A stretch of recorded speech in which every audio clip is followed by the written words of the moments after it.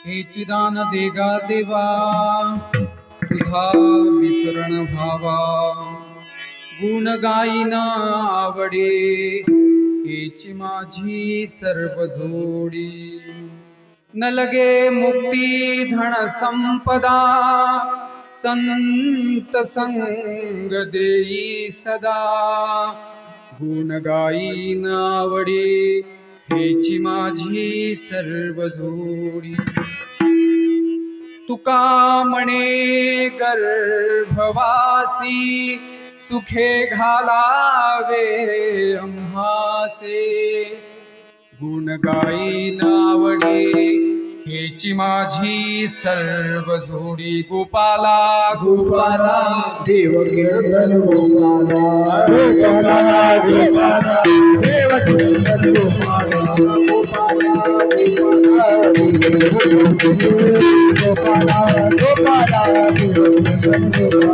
गोपाला गोपाला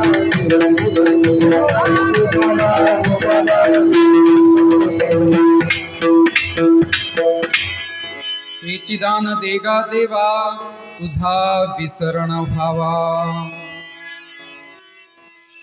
प्रस्तुत प्रसंगी समप्राप्त सेवेसाठी घेतलेला अभंग संत श्रेष्ठ देहुनिवासी जगतवंदनीय तुकोबरा यांचा 4 चरणाचा असून मागणीपर आहे।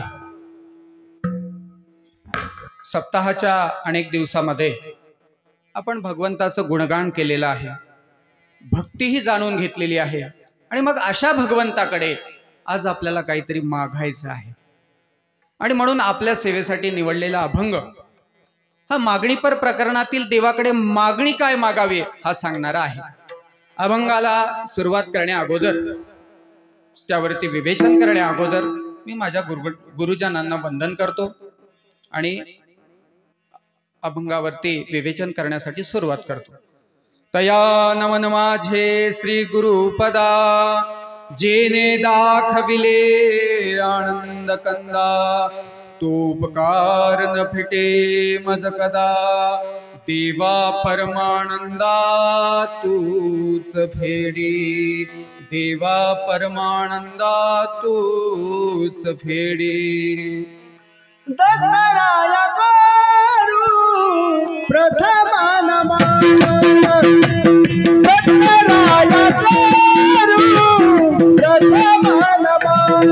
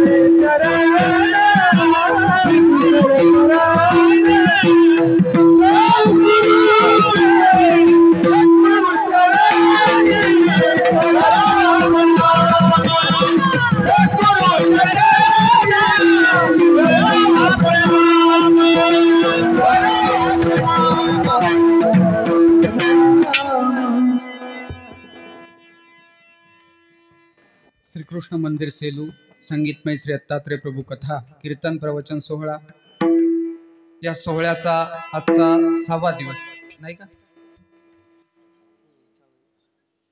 आणि या 6व्या दिवसाची सेवा माझ्याकडे आली.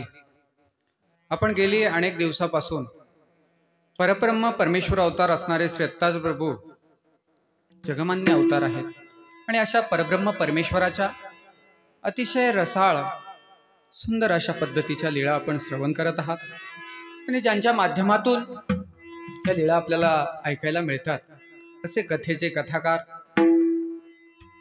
आदरणीय श्रद्धेय परमपूजनीय आचार्य प्रवर महंत सारंगधर बाबा पंजाबी आणि संपूर्ण कार्यक्रमाला मार्गदर्शन ज्यांचं नेहमी असतं असे आदरणीय श्रद्धेय परमपूजनीय आमचे गुरुतुल्य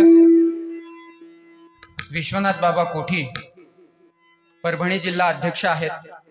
तसेच ज्यांच्यामुळे हा सोहळा या ठिकाणी संपन्न होत आहे. आता खरं तर सर्वांची नावं घ्यायला पाहिजे, परंतु सर्वांची नावं न घेता संपूर्ण ग्रामस्थवासी मंडळी ज्यांचा खारीचा का होईना या कार्यक्रमामध्ये वाटा आहे असे माझ्यावरती नितांत प्रेम करणारे सर्व ग्रामस्थ मंडळी आणि ज्यांच्यामुळे कीर्तनाला आज खऱ्या अर्थानं रंग चढणार आहे. मी बघितलं ते गायन वादन चालू असताना असं वाटायचं की आपण थोडंसं बोलणं कमी करावं आणि यांनाच म्हणावं. तो आनंद आपल्यालाही घ्यायला मिळावा असं वाटत होतं. ऐकत राहावं इतकं गोड. घाम फुटत होता पण हात थांबत नव्हती, बोट थांबत नव्हती. म्हणून त्यांच्यासाठी टाळ्या वाजल्या. सर्वच ही श्री संत मोतीराम महाराज संस्थान या ठिकाणाहून आलेली माझे सर्व सहकारी मंडळी, मृदुंगाचार्य असतील, गायनाचार्य असतील, ही सर्व साधक आणि उपस्थित सर्व ग्रामस्थ सद्भक्त वासनिक महिला विद्यार्थी बालमित्र हो. माणसाच्या जीवनामध्ये माणसाला काय प्राप्त करायचंय हे अजूनही समजलेलं नाहीये. भगवंत आपल्याला बऱ्याच वेळेला असं काही द्यायला पाहतो, परंतु काय मागावं याची जाणीव नसल्यामुळे चुकीचं काहीतरी आपण घेऊन बसतो आणि मग पछतावा होतो, पश्चाताप होतो. आणि म्हणून संत आपल्याला जाग करण्यासाठी तुकोबाराय फार गोड आपल्याला सांगतायत की देवाकडे मागायचं तर काय मागायला पाहिजे, ज्या मागण्याने आपल्या जीवनाचं सार्थक होणार आहे. फार गोड अभंग आहे. हे चिदान देगा देवा तुझा विसरण व्हावा. काय मागितलं, किती गोड मागितलं. आणि आमच्या महानुभावांच्या चरित्रामध्ये, स्वामींच्या चरित्रामध्ये पाहता स्वामी प्रसन्न झालेले आहेत अशी एक लीळा आपल्याला पाहायला मिळते. पण त्या अगोदर सर्वजण आपण एकदा भगवंताचं गुणगान करूया. गोपाला गोपाला गोपाला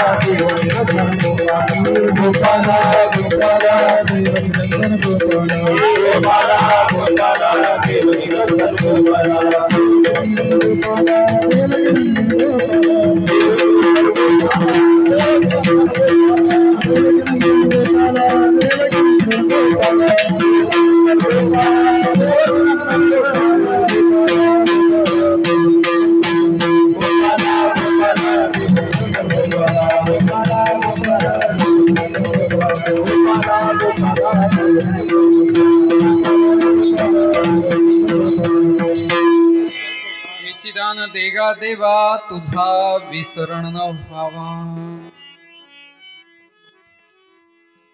माय बाप हो, गेली अनेक दिवसापासून पण बरंचसं काही श्रवण केलेलं आहे आणि मी इथे उभं राहिलो.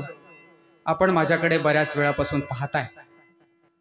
लक्षात काही गोष्टी आल्या असतील, काही मला आपल्याला आणून द्यायचे आहे.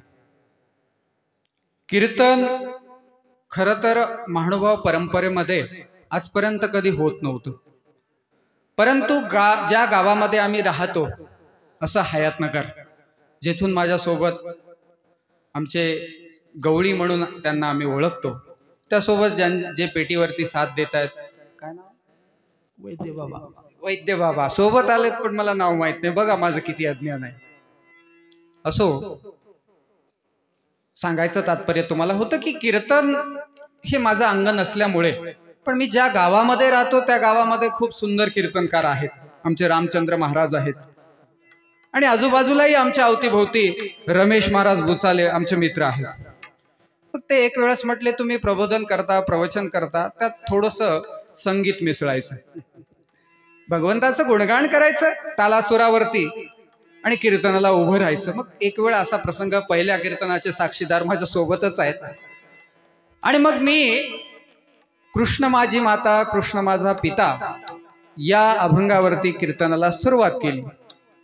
आता 2 वर्ष होत आहेत, पण अजूनही फारशा काय तारखा मिळत नसल्यामुळे सराव झालेला नाही बरं का. म्हणजे तुम्ही तारीख दिली पाहिजे आणि सराव केला पाहिजे, हेही तुम्हाला सांगतोय, लक्षात घ्या.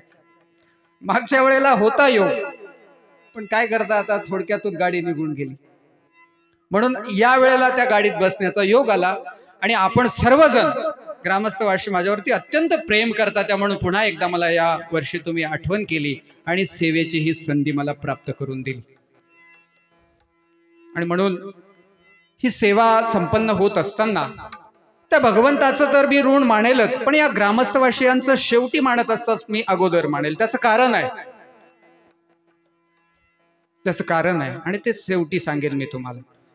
पण अभंगावरती विवेचन करण्या अगोदर पुन्हा एकदा आपण त्या भगवंताचा गजर करूया. गोपाला गोपाला देवकी नंदन गोपाला गोपाला गोपाला गोपाला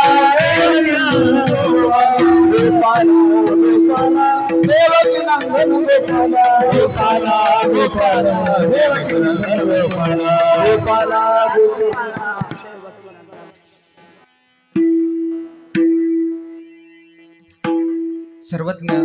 सर्वज्ञ श्री चक्रधर स्वामींच्या चरित्रामध्ये स्वामी आमच्या एकांतात असताना मागावं काय हे आम्हाला समजून सांगतायत. फार गोड लीळा आहे, सर्वांच्या पाठांतरातली आहे. महानुभाव संप्रदायाचा असा एकही साधक नसेल की मला वाटतं त्याला ही लीळा माहिती नसेल. जसं वारकरी संप्रदायातला असा एकही व्यक्ती सापडणार नाही की ज्याला पसायदान माहिती नाही, आणि ज्याला पसायदान माहिती नाही, मी असं समजेल की तो वारकरीच नाही. आणि म्हणून महानुभाव संप्रदायाची जी साधक मंडळी आहे, जी यजमान मंडळी आहे, जी सद्भक्त मंडळी आहे, त्यांच्या जीवनात त्यांनी आजपर्यंत एकदा तरी ही लीळा ऐकलेली असेल. स्वामी आमचे कणाशीला गेलेले आहेत, आणि त्या गावामध्ये गेलेले असताना एका ब्राह्मणाची आणि स्वामींची भेट झाली. ब्राह्मणांनी स्वामींना विनंती केली की जिजी आपण आमच्या आवाराचे विजय करावे. स्वामींनी त्यांच्या आज्ञेला मान दिला आणि घरी गेले. यथायोग्य त्याला घडेल त्या पद्धतीनं त्यांनी स्वामींची सेवा केलेली आहे. आणि माझा देव प्रसन्न झाला आणि त्या कणाशीच्या ब्राह्मणाला म्हणतो की मागा. भगवंत प्रसन्न झालेला आहे आणि त्या ब्राह्मणाला मागा म्हणतोय. त्या ब्राह्मणाने विचार केला, बराच वेळ डोकं खाजवलं आणि त्याच्या लक्षात आलं की आपल्याकडे खूप काही मागायचं आहे, आपल्याला बरंचसं काही मागायचं आहे, खूप काही मागायचंय, पण एका शब्दात मागावं लागेल, एकदाच मागावं लागेल. मुळात ब्राह्मण समाज हा अतिशय विद्वान असतो, त्यात शंका नाही.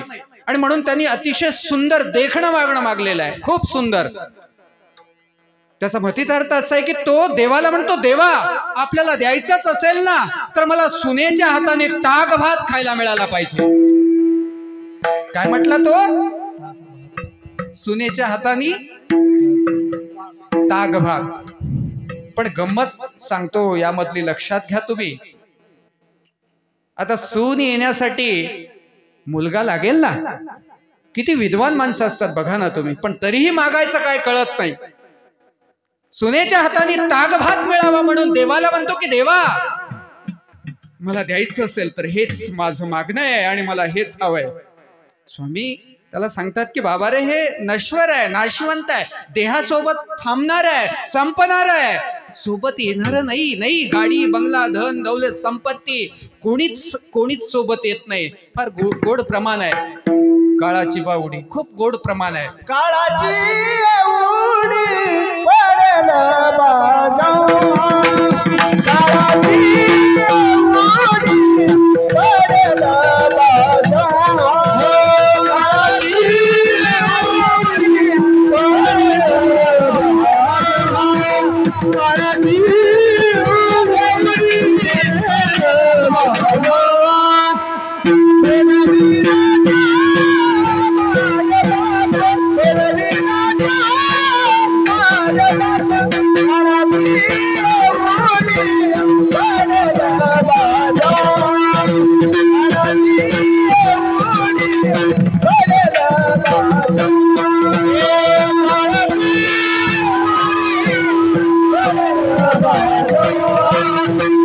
वेळ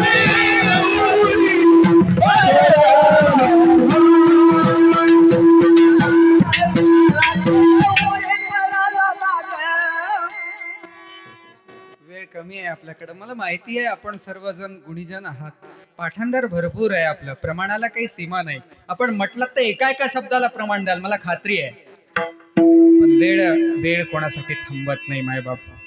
आणि म्हणून हेच आपल्याला जाणून घ्यायचं आहे. काळाची उडी जेव्हा आपल्यावरती पडत असते ना, तेव्हा कुणीच आपल्याला सोडू शकत नाही, कुणीच सोडू शकत नाही. फार गोड प्रमाणामध्ये अनेक उदाहरणं दिल्या गेलेली आहेत. तुका म्हणे तुला सोडविना कोणी, एका चक्रपाणी वाचुनिया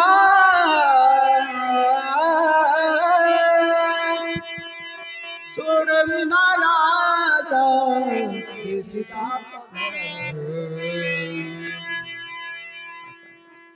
शेवट मात्र खूप छान आहे, एका चक्रपाणी वांचोनिया. आणि म्हणून तो कळाला पाहिजे, ही नश्वरता ही कळाली पाहिजे. मला लक्षात आलं इथे आल्यानंतर काल अघटित घटना आपल्या गावामध्ये घडलेली आहे, आणि म्हणून अजूनही आपल्या डोळ्याचे अश्रू थांबलेले नाहीत. त्या पत्नीला दुःख असेल, आईला दुःख असेल, पूर्ण मला कल्पना नाही, पण मला माहिती आहे आपण ज्याला गमवतो ना, त्याच्या जाण्याने होणारी जी पोकळी असते ती कुणीच भरून नाही काढू शकत, नाही काढू शकत. नश्वर देह आहे, जाणार आहे, हे माहिती आहे आपल्याला, त्याची कल्पना आहे. आणि म्हणूनच मायबापू आपल्याला हे जाणून घ्यायचं आहे की त्या जाण्या अगोदर आपल्याला एक शिदोरी तयार करावी लागणार आहे. बाकी कुठलंच काही सोबत नाही येत ना हो. धन, द्रव्य, संपत्ती, नौकर चाकर, पैसा, आई वडील, बहीण भाऊ, कितीही प्रेम असेल नाही येऊ शकत. म्हणून आपल्याला संत जाग करण्याचं काम करतात.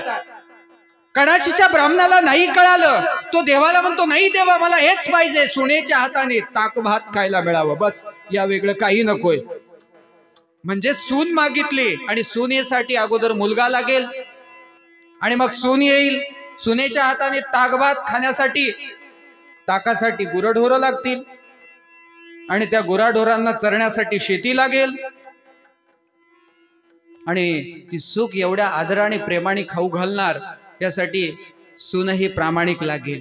किती काही बिचाऱ्याने मागितलं, त्याला असं वाटलं की मी किती विद्वान आहे, किती काही मागितलं त्याला वाटत होतं, पण देवाने मात्र त्याच्या बुद्धीची कीव केली. आणि स्वामी म्हणतात या वेगळं काही मागा, पण नाही मागता आलं त्याला. आणि या कथेवरून, या लीळा चरित्रातल्या या घटनेवरून स्वामींनी भक्तिजनांना दिलेला जो दृष्टांत आहे ना, तो फार महत्वाचा आहे. स्वामींनी दिलेल्या 114 दृष्टांतापैकी एक वेवाचा दृष्टांत आपल्याला पाहायला मिळतो. त्या वेवाच्या दृष्टांतामध्ये एक साळी म्हणजे वस्त्र विणणारा,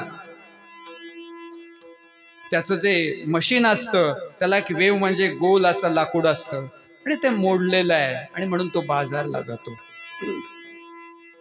बाजारला गेल्यानंतर बाजारात त्याला वेव मिळत नाही. परतीच्या प्रवासात येत असताना एका झाडाखाली थांबला, विसावला आणि त्याची दृष्टी वर असलेल्या एका फांदीकडे गेली. मनामध्ये कल्पना केलेली आहे की ही बरवी फांदी जर मला मिळाली असती तर त्याचा किती सुंदर वेव झाला असता. अशी त्यांनी कल्पना करावी न करावी की ती फांदी तुटली आणि त्याच्या समोर पडली. फांदी पडल्यानंतर त्याला आश्चर्य वाटलं आणि वेव याचा होईल म्हणून त्याने ती फांदी घेतली, खांद्यावरती टाकली आणि निघाला. तेवढ्यामध्ये कानावरती एक शब्द आलेला आहे, अगा मी कल्पवृक्ष प्रसन्न झालो माग. मी कल्पवृक्ष आहे, जी कल्पना केली ते देणारा, आणि म्हणून प्रसन्न झालो आहे माग. आता त्यांनी काय मागायला पाहिजे? कल्पना केली ते देणारं वस्त्र. आपलं तो वृक्ष असताना त्यांनी काय मागावं? धन, द्रव्य, संपत्ती, ऐश्वर्य, गाडी, बंगला असं काही मागावं ना. स्वामी सुद्धा म्हणतात तो वस्त्र विणत होता ना, पाटाऊ सुतावाचे त्यांनी वस्त्र मागायला पाहिजेत होते. पण तो काय मागतो त्याच्या बुद्धीची कीव करावीशी वाटते. काय मागतो? अनेक मोडिये तोडिये वेवची दे. अनेक मोडला तोडला खराब झाला तर कामी येईल. आणि म्हणून त्यांनी काय मागितलं? पुन्हा एक वेव दे. आणि म्हणून स्वामी म्हणतात की परमेश्वर प्रसन्न झाला तर त्याला काय मागावं? काही विखो व्यवहार या संसारिक गोष्टी मागाव्यात का? ना, तयाचे प्रेम मागावे, त्याचा मोक्ष मागावा. आणि म्हणून तुकोबाराय या अभंगाच्या पहिल्या चरणामध्ये हे जीवन देगा हे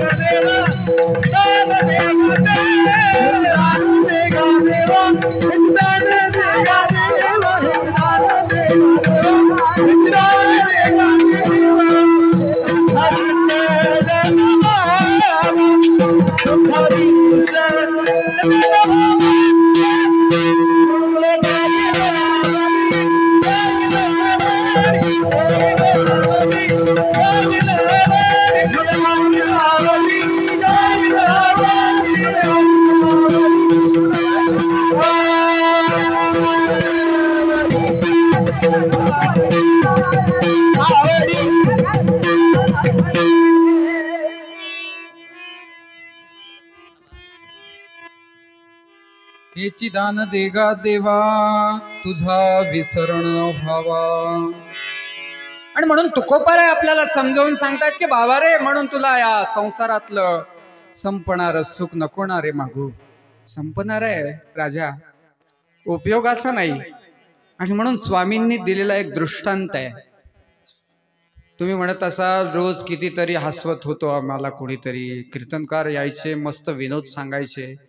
आजचे बाबा काही विनोद सांगत नाहीत, तुमची गरज म्हणून सांगतो. पण मला सांगावंसं वाटत नाही.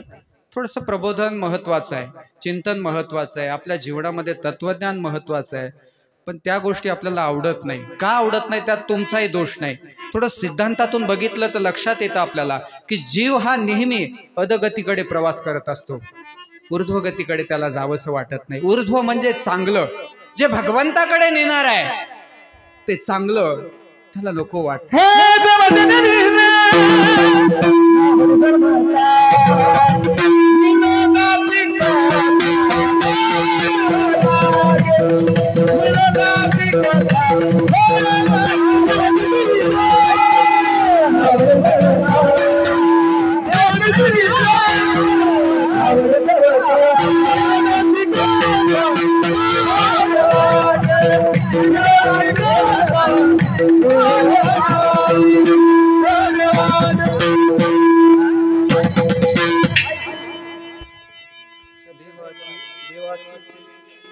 देवाचे चरित्र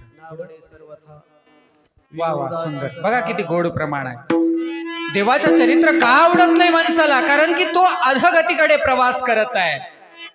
आणि म्हणून बाप हो, संत आपल्याला सांगतात की देवाला काय मागायचंय, संतांनी काय मागितलंय. आपल्या चरित्रामध्ये अनेक प्रमाण आपल्याला देता येतील, पण मी तुम्हाला काल परवा मी काही दिवसापूर्वी एका ठिकाणी प्रवचनाला जात असताना सकाळची वेळ होती, तरी सिग्नलवरती बरीच गर्दी जमली होती. सिग्नल बंद होता, एक मिनिटाचा काहीतरी वेळ असेल, आणि एक म्हातारा माणूस ज्याचे डोक्याची केस पांढरी झालेली आहेत, चेहऱ्यावरती सुरकुत्या पडलेल्या आहेत, अंगावरची वस्त्र मळालेली आहेत, दुर्गंधी अंगाची येते. माझी गाडी उभी होती सिग्नलवरती आणि तो अनेक लोकांकडे जायचा, पैसे मागत नव्हता. मला खायला पाहिजे, काहीतरी अन्न द्यावं म्हणून प्रत्येक जणाकडे मागायचा तो, मला भूक लागली काहीतरी खायला द्या. प्रत्येकाकडे जात होता, प्रत्येक जण त्याला शब्दाने दुखवत होता, लाताने तिरस्कारित होता. प्रत्येक जणाकडे त्याने याचना केली, पण त्याला कुणीही देत नव्हता. बऱ्याच जणाकडे गेला आणि मग थोड्या वेळामध्ये तिथे एक मोटरसायकलवरती एक पाठीमागे मुलगी, शाळेचं दप्तर तिच्या पाठीवरती लटकवलेलं आहे, शाळेत कदाचित जात असावी. त्या गाडीच्या समोर बसलेला त्या मुलीच्या बापाकडे सुद्धा त्यांनी मागितलं, द्या ना साहेब काहीतरी द्या. आवाज थकलेला होता, आवाजातला तो म्हातारपण दिसून येत होतं, मागत होता. त्यांनी सुद्धा पायांनी धूर केलेला आहे. मुलीने हे दृश्य बघितलं, आपल्या बॅगची चेन उघडली, त्यामध्ये हात घातला. आईने सकाळी सकाळी गरम डब्यामध्ये धपाटे काहीतरी दिले असतील आणि तिने तो डब्बा काढला, डब्यासहित त्या म्हाताऱ्याला दिलं. म्हातारा खुश झाला, त्याच्या चेहऱ्यावर आनंद दिसत होता, त्याच्या डोळ्यामध्ये आनंद दिसत होता. त्यांनी दिलेला तो आशीर्वाद बघितला आणि ते दृश्य मी बघितल्यानंतर मला असं वाटायला लागलं, बघा ना हो, दान करण्यासाठी वयाची गरज नाही, ज्ञानाची गरज नाही, मोठेपणाची गरज नाही. दान करायचं असेल तर काय लागतं? उदारता लागते, उदारता लागते. आणि म्हणून बघा, तुम्ही बऱ्याच वेळेला तुमचे अनुभव असतील, गावामध्ये एखादा सप्ताह आयोजित केलेला असेल, आपण पट्टी मागण्यासाठी, वर्गणी मागण्यासाठी जात असतो, त्यावेळेला चर्चा सुरुवात होते, काय लावलं हे, दरवर्षी असतं, मुलांना आम्ही कधी 10 रुपये देत नाही, 500-500 रुपये, 1000-1000 रुपये पट्टी द्यावी लागते. आणि अशी माणसं सप्त्याला पट्टी देत नाहीत, पण मित्र जर भेटले तर धाब्यावरती पूर्ण खर्च करतात. मला त्यांच्या त्या खर्चाबद्दल म्हणायचं नाहीये, पण दान फार महत्वाचं आहे. दानाचं महत्व आपल्याला कळालं पाहिजे. एक माळी एका गावामध्ये राहत होता, तो दररोज फुलं विकायचा, रोज फुलं विकायचा, पण त्याला काही द्यावं कधीच वाटत नव्हतं, कधीच वाटत नव्हतं. दररोज फुलं विकायचा, फुल विकणे हा त्याचा व्यवसाय. आणि म्हणून एके दिवशी फुलाची टोपली आपल्या डोक्यावरती घेऊन जात असताना, आता ते जुन्या काळातली गोष्ट आहे, त्यावेळेला संडाची व्यवस्था केली नसेल शासनाने, फुकट मिळून तरी आपण त्याचा वापर करत नाही, आणि म्हणून सर्व लोक रोडवरती जायचे. त्याची टोपली डोक्यावरती जात असताना त्या टोपलीतलं एक फुल खाली पडलं. आता त्यांनी बघितलं, मागे पुढे सर्वीकडे पाहिलं आणि त्याच्या लक्षात आलेलं आहे की आता जर मी हे फुल उचललं तर ही फुलं सर्व देवाकडे जातात. त्याला लक्षात आलेलं आहे की बाबा रे, शेलू या गावामध्ये सप्ताह चालू आहे आणि तिथे भरपूर फुलं आपले विकल्या जातील, पण हे फुल जर मी घेतलं तर माझं एकही फुल कोणी घेणार नाही.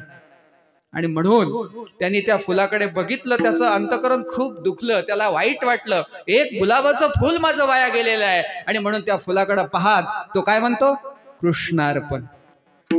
कोणतं फुल, पण कोणतं ते त्याच्या उपयोगाचं राहिलेलं नाही आणि त्याला ते घेता येत नाही. म्हणून तेच जर आजूबाजूला कोणी नसतं ना, त्याने तेही फुल घेतलं असतं, तेही घेतलं असतं.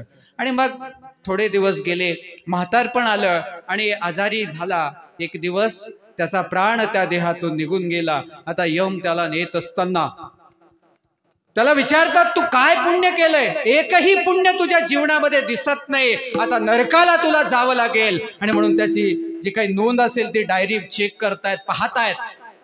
तर त्याच्या उभ्या आयुष्यामध्ये एकच फूल त्याने कृष्णार्पण केलेलं दिसलं.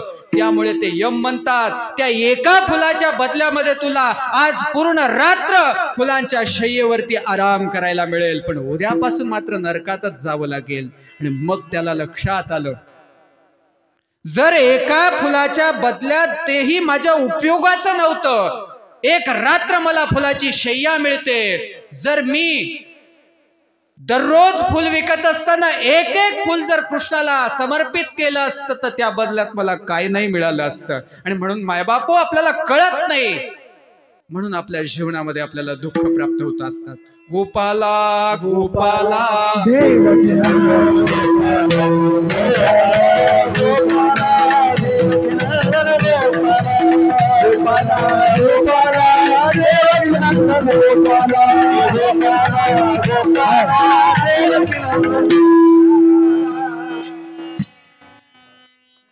वेळ कमी आहे, बोलायचं भरपूर आहे.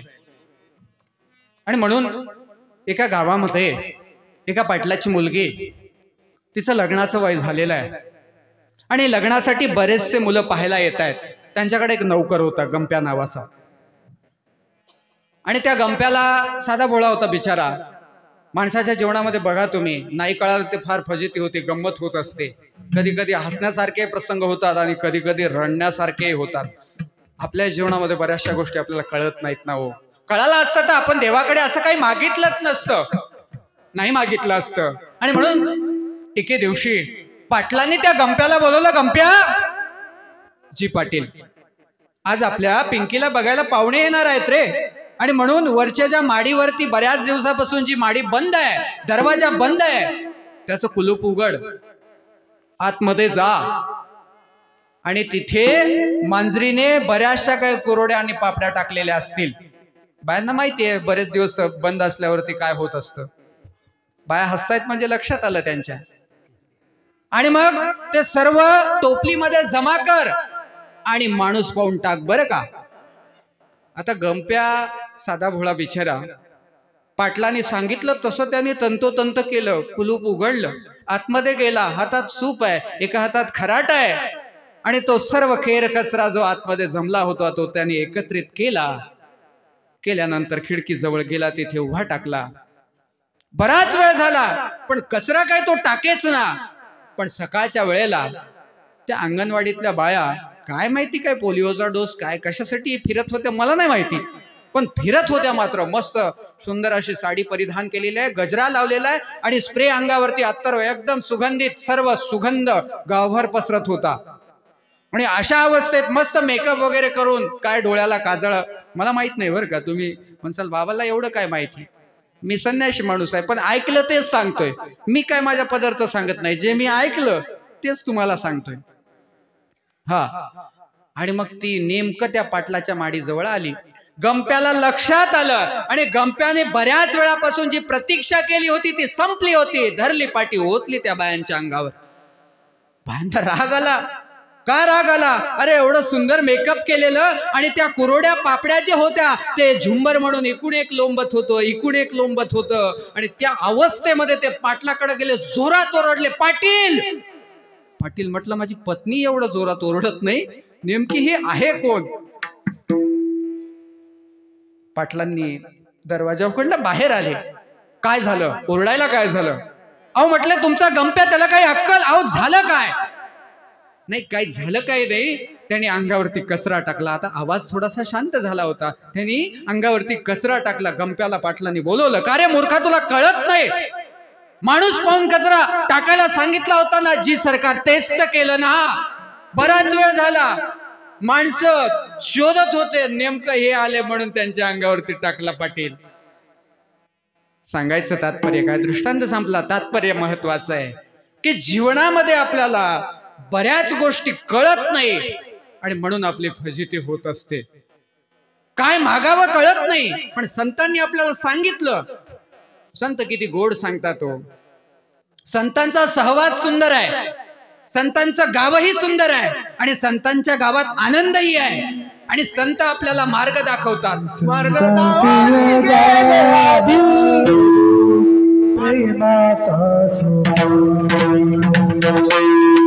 संताची हे गावी प्रेमाचा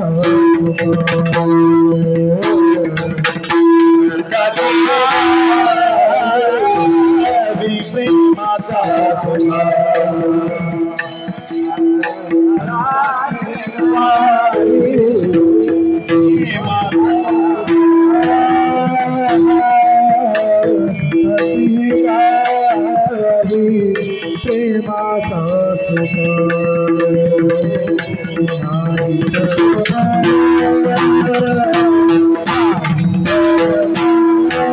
दुःखदेश दुःखदेश संताची गावी प्रेमाचा सुख संताची गावी प्रेमाचा सुख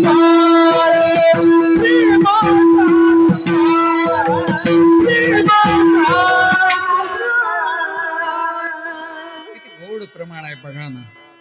संतांची गावी प्रेमाचा सुकाळ, नाही तळमळ दुःख लेश. जीवनामध्ये कुठल्याच प्रकारची तळमळ करण्याची गरज नाही.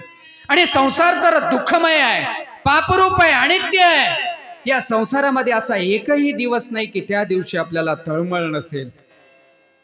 सकाळी जर मुलगा शाळेत गेला, संध्याकाळी परत येईपर्यंत आईला करमत नाही. मी विचार करतो, मायबाप हो, छत्रपती राजांच्या आईनी स्वतःच्या मुलाला हातात तलवार दिलेली आहे, युद्धासाठी प्रेरित केलं, स्वराज्याचं महत्व सांगितलं. त्या आईचं काळीज कसं असेल हो? शाळेत गेलेला मुलगा संध्याकाळपर्यंत घरी नाही आला तर तुम्हाला भाकर खावीशी वाटत नाही. ती स्वतःच्या मुलाच्या हातात तलवार देते, युद्धासाठी पाठवते. त्या आईचं काळीज कसं असेल? संस्कार कसे असतील? तिला काय वाटलं असेल? आणि म्हणून ही संत विचार त्यांच्यामध्ये रुजलेली असल्यामुळं, कारण की संत हे स्वतःसाठी कमी जगत असतात, इतरांसाठी त्यांचं जगणं असतं. जिजामाता संसारात जरी असतील पण ज्या विचारांनी प्रेरित होत्या ना, त्यांच्यावरती मला वाटतं महाभारताचा चांगला प्रभाव असावा. महाभारतातली कुंती त्यांना समजली असावी, कारण की सर्वज्ञ श्री चक्रधर स्वामींनी सुद्धा अतिशय गोड वर्णन केलेलं आहे. गोपालकृष्ण महाराजांच्या या अनेक लीळा आपण ऐकलेल्या आहेत. एक वेळचा प्रसंग असा आहे, कुंती मातेला भगवंत म्हणतात की आत्या, सगळ्यांनी माझ्याकडे मागितलं, काहीतरी मागितलं, प्रत्येक जण मागत होता, मी त्यांना देत गेलो, त्यांनी जे मागितलं मी त्यांना दिलं, तू काहीच नाही मागितलं ना आत्या. आणि त्यावेळेला कुंती देवाकडे काय मागते फार महत्वाचं आहे, हे तर आपल्याला कधी मागताच नाही आलं. काय मागितलं असेल? कुंती म्हणते, देवा मला जर तुला द्यायचंच असेल ना तर दुःख दे. कोणी मागेल का हो दुःख? कोणी दुःख देवाकडे मागेल का? नाही. आपण तर मंदिरात गेल्याबरोबर 10ची नोट, त्याला 20ची नोट अर्धी जोडलेली, अर्धी 10ची, कमीत कमी 10ला 10चे तरी जोडायचे, कारण मी मंदिरात राहतो ना त्यामुळे माझा अनुभव आहे. 10ला अर्ध्या 10च्या नोटला अर्धी 20ची नोट. आणि मग त्या फुल विकणाऱ्या व्यक्तीसारखं कृष्ण अर्पण. पाणी तर असं ओतते बाई, अर्धा गिलास 5 रुपये दक्षिणा. याचा अर्थ मी असं म्हणत नाही की तुम्ही दक्षिणा जास्त करावी, कारण की माझ्या देवाला पैशाची गरज नाही. रोज आपण विडा वाहताना म्हणतो, काय म्हणतो? पत्रम पुष्पम फलम तोयम म्हणतो ना. देवाला पैशाची नाही गरज, देवाला गरज कशाची आहे? श्रद्धेची, भाव. आणि म्हणून ज्ञानेश्वर माऊली फार गोड आपल्याला निरूपण करतायत. ते काय म्हणतात? पैगा भक्तीचे नावे मज फूल एक तरी वाहावे. काय म्हणतात? एक फूल भगवंताला भक्तांनी समर्पित करावं, परंतु भगवंत त्या फुलाचा सुगंध घेण्याऐवजी काय करतो? खाऊन टाकतो. किती गोड उदाहरण आहे बघा ना तुम्ही. त्या भगवंताला काही माहिती नव्हतं का फुलाचा सुगंध घ्यावा, पण भगवंत त्या फुलाला खातो का? कशामुळे? ऐकलेल्या कथा असतील, थोडक्यात सांगतो आणि पुढे चालतो. ज्या वेळेला संधी करण्यासाठी श्रीकृष्ण भगवंत त्या हस्तिनापुरामध्ये गेलेले असताना दुर्योधनाच्या पत्नीने अनेक पंचपक्वान्न बनवलेले आहेत. आपणही पंच अवतार करतो, अनेक अनेक पदार्थ बनवलेले आहेत. मात्र श्रीकृष्ण भगवंतांनी ते एकही पदार्थ चाखलेला नाहीये, त्याची चव देखील घेतलेली नाहीये. कशामुळे? दुर्योधनामुळे. कथा तुम्हाला पूर्ण माहिती आहे म्हणून विस्ताराने सांगणार नाही. पण तोच भगवंत पंचपक्वान्नाचा त्याग करतो आणि विदुराकडे जाऊन काय खातो? कण्या खातो.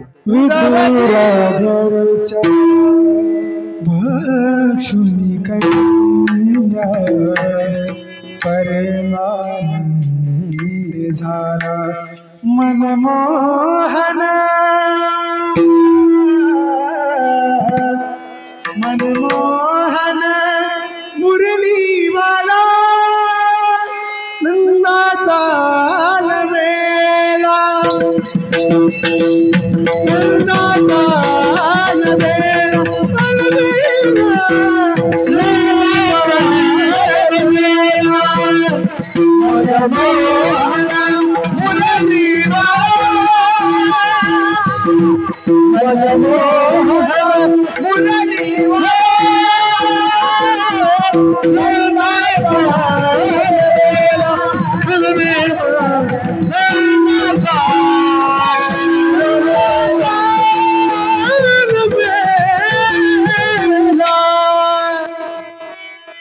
किती गोड सांगितलेलं आहे बघा. कारण की देवाला तुमच्या कशाचीच गरज नाहीये, पण तुमचा भाव आणि श्रद्धा फार फार महत्वाची आहे आणि ती देवाला आवडते. ती देवाला आवडते. एक सुंदर प्रसंग आहे. साधा एल्हायसा तिचं नाव स्वामींच्या सन्निधानात आलेली आहे. कारण की महानुभाव मंडळी सुद्धा इथे बरीच आहे, उपदेशी मंडळी, आणि मला म्हणून थोडंसं चरित्रात जावं लागतं. ज्यांना माहिती नाही त्यांना थोडंसं कंटाळवाना विषय वाटेल, पण फार महत्वाचं आहे. तिने जे मागितलं ना ते फार सुंदर मागितलं. एल्हायसा नावाची एक बाई स्वामींच्या सन्निधानात येते. स्वामींनी तिचं नाव प्रासादिक साधा असं ठेवलेलं आहे. तिचा भाव फार उत्तम आहे. अंघोळीला जाते परत येत असताना रिंगणीची फुलं तिने आणली, देवाला समर्पित केली, त्यांनी पूजन केलं. बाईसांना वाईट वाटलं, बाईसा रागावल्या. पण स्वामी म्हणतात, बाई भाव तो काही रिंगणीच्या फुलाचा होता, भाव तर सुवर्णासारखा. त्या सुवर्णाच्या फुलाची उपमा स्वामींनी त्या रिंगणीच्या फुलांना दिलेली आहे. आणि म्हणून मायबाप हो, आपण काय देतो यापेक्षा कोणा भावनेने देतो हे फार महत्वाचं आहे.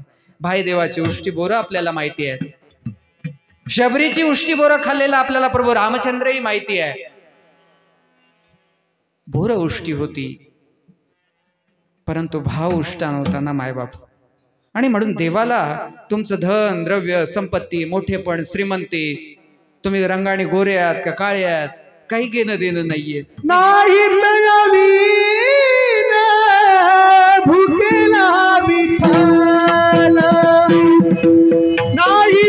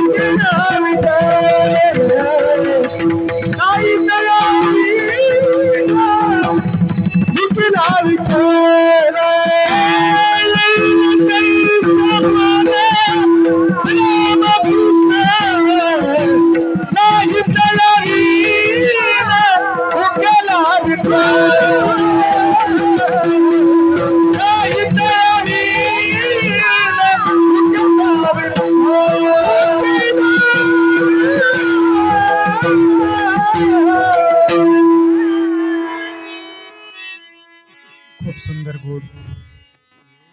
वेळ होत चाललेला आहे, वेळ आपल्यासाठी थांबत नाही. 11ला आपल्याला कीर्तन संपवायचं, अजून मी पहिल्या चरणाकडे पोहोचलो नाही.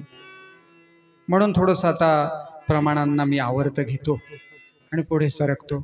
मी आपल्याला साधा सांगत होतो, इतकी साधी ती की देवाचं पूजन ती हिरंगणीच्या फुलानं करताना तिचा भाव मात्र सुवर्णाचा स्वामींनी म्हटलेला आहे.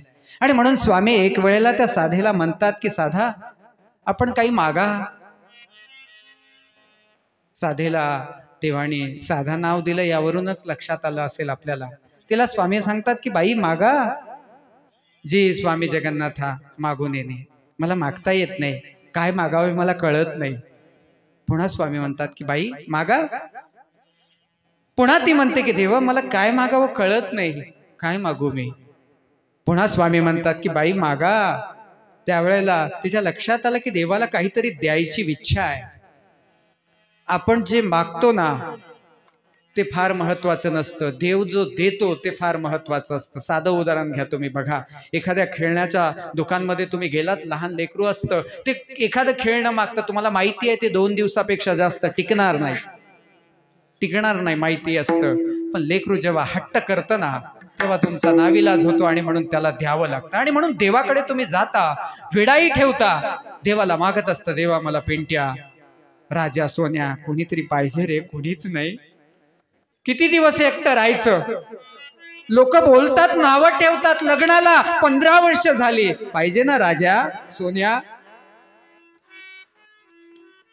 काय मागतो आपण. आणि मग सोन्या जन्मालाही येतो, मोठाही होतो. एकटा असल्यामुळं सर्व शेतीवाती विकून त्याला खूप शिकवलं आणि त्याला मोठी नोकरी. दैव बघा कसं आहे, प्रसादाचं असल्यामुळं त्याचं दैवही चांगलं आहे. शिकलं, मोठं झालं, अमेरिकेत गेलं, तिकडच लग्न केलं, तिकडच मेलं, आलंच नाही. काय उपयोग झाला. आणि म्हणून असं म्हटलेलं आहे, जननी जने तो भक्त जने या दाताया शूर. खूप काही बोलण्यासारखं बरंचसं काही आहे, पण मी आवर घालतो, साधा मला तुम्हाला सांगायचे. आणि म्हणून जन्माला अशा मुलांना घालावं जो भक्त असला पाहिजे, दानी असला पाहिजे, नाही तर त्यापेक्षा वांज राहिलेलं बरं, असं म्हणतात शास्त्रकार. मुलगा असा जन्माला यावा छत्रपती सारखा की आजपर्यंत इतके दिवस होऊ नये प्रत्येकाच्या हृदयामध्ये त्यांनी जागा निर्माण केलेली आहे. असा एकच मुलगा जन्माला यावा की त्यांनी आपली कीर्ती सूर्यचंद्र असेपर्यंत या गगनामध्ये उभी केली पाहिजे. असा एकच मुलगा यावा. 4-4 आहेत, एकही कामी नाही, काय उपयोगाचं आहे. साधा मी सांगणार आहे. एक वेळ काय झालं बघा, 2 मुलं, वडील सरलेले आणि म्हणून आईवरती सर्व जबाबदारी आलेली. आता आई म्हातारी होत होती, मुलांचं लग्न झालं, सुनबाई आलेली आहे. सगळ्यात सुना अशा असतात असं नाही, नाही तर पुढच्या वर्षी म्हणताल नको बा त्या बाबाला, ते बाबा आमच्यावरतीच बोलतो. आणि म्हणून सगळ्याच काय अशा नसतात. त्या सुनांनी सांगितलं, तुमच्या आईला जर घरात ठेवायचं असेल तर मी राहणार नाही. काय करायचं. दुसऱ्या मुलाकडे गेली. दुसराही मुलगा कंटाळला. ती म्हणते की बघा ती सांभाळत नाही, मग मीच काय गुत्त घेतलं का. गुत्तच ना, हा गुत्त घेतलं का. आता काय करायचं. आता तिसरा मुलगाही नाही. बरं, गावात मंदिरही नाही. मंदिर असलं तर निदान ते इंदोरीकर महाराज म्हणतात की एखादं म्हातारं मंदिरात दिसत असेल तर याचा अर्थ असा नाही ते फार धार्मिक आहे. घरी जागाच नाही, काय करणार बिचार, आहे का नाही. जागा नाही म्हणून मंदिरात आहे, फार धार्मिक आहे असं नाही. आणि मग जी लोक मग आता ही रिटायर झालेली, हे विचारत नाही, ते विचारत नाही, मग बाबा तुमच्या मार्गात आम्हाला येऊ देता का. मग आता आम्हाला वरवरे का होईना म्हणावं लागतं, हो चला.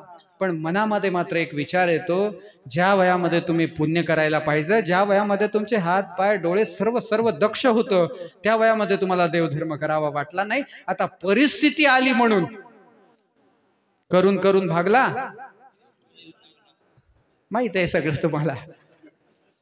आवडेल का देवाला. नाही आवडणार. पण साधा मात्र देवाला आवडली. त्या साधेचा भाव आवडला आणि म्हणून देव म्हणतोय साधा मागा काहीतरी. त्या साधेने जे मागितलं ना, खूप गोड मागितलं. ती साधा देवाला म्हणते, देवा मला मागताच येत नाही, पण तुम्ही म्हणतायत तर मला काय द्या, पूर्ण संबंध द्या. तो काय असतो काही लोकांना माहिती असेल, काही लोकांना माहिती नसेल, पण एवढं लक्षात घ्या की ते एवढी मोठी वस्तू आहे की तुकोबाराय शेवटच्या चरणामध्ये तेच सांगतायत, पण मी तुम्हाला अगोदर सांगितलं. त्याचं विश्लेषण मी शेवटच्या चरणामध्ये करणार आहे. आणि म्हणून आपण काय मागतो हे फार महत्वाचं नाहीये. देव आपल्याला जे देतो ना ते फार महत्वाचं असतं. देवांनी, मी कुष्टियाचा दृष्टांत तुम्हाला थोडक्यात सांगत होतो. बोलावं असं खूप वाटतं, कितीतरी बोलावं वाटतं, पण वेळेचं भान राखता तुकोबारायांनी आपल्याला अभंगाच्या पहिल्या चरणामध्ये सांगितलं की देवाकडे काय मागावं. हे चिदान देगा देवा. एक दाता आहे, एक याचक आहे. याचक मागणारा आहे, दाता देणारा आहे. आणि म्हणून माझ्या देवाने सुद्धा तुम्हा आम्हा सर्वांना मागितलेलं आहे. काय मागितलेलं आहे? हे चिदान देगा देवा, हे चिदान देगा देवा,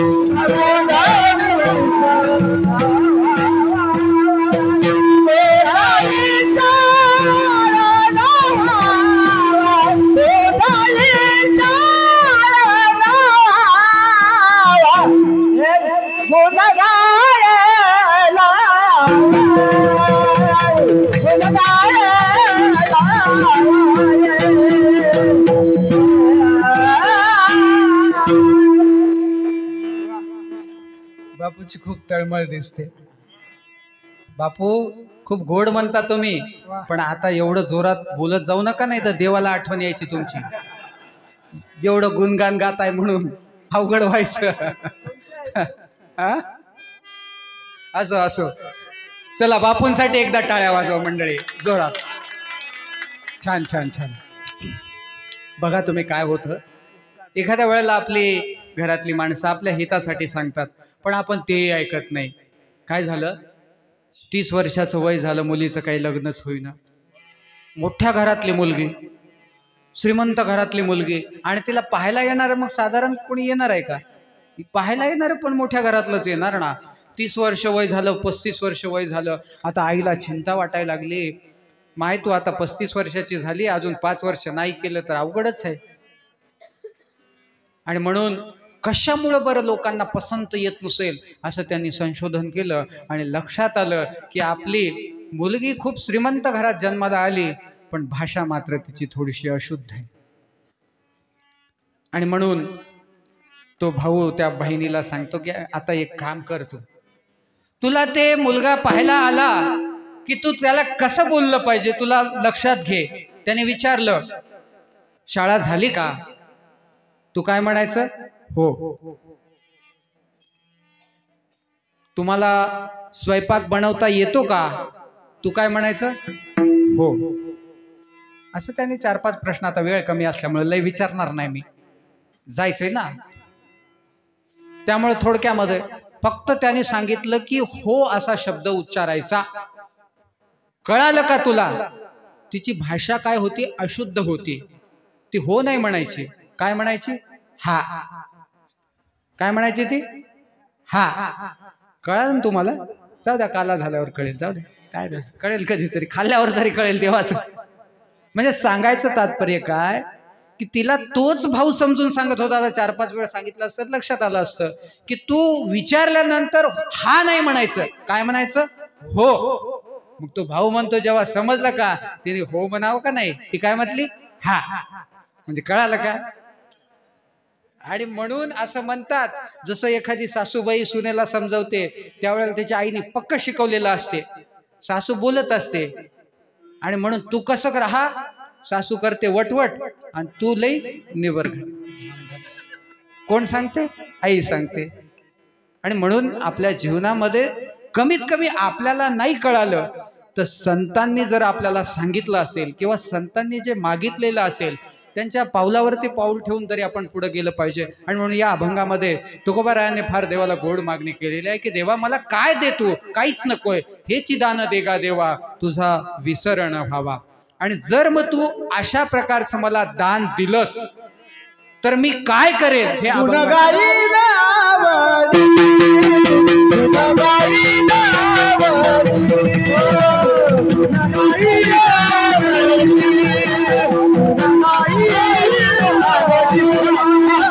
गुणगाई नावडी, गुणगाई नावडी, गुणगाई नावडी, गुणगाई नावडी,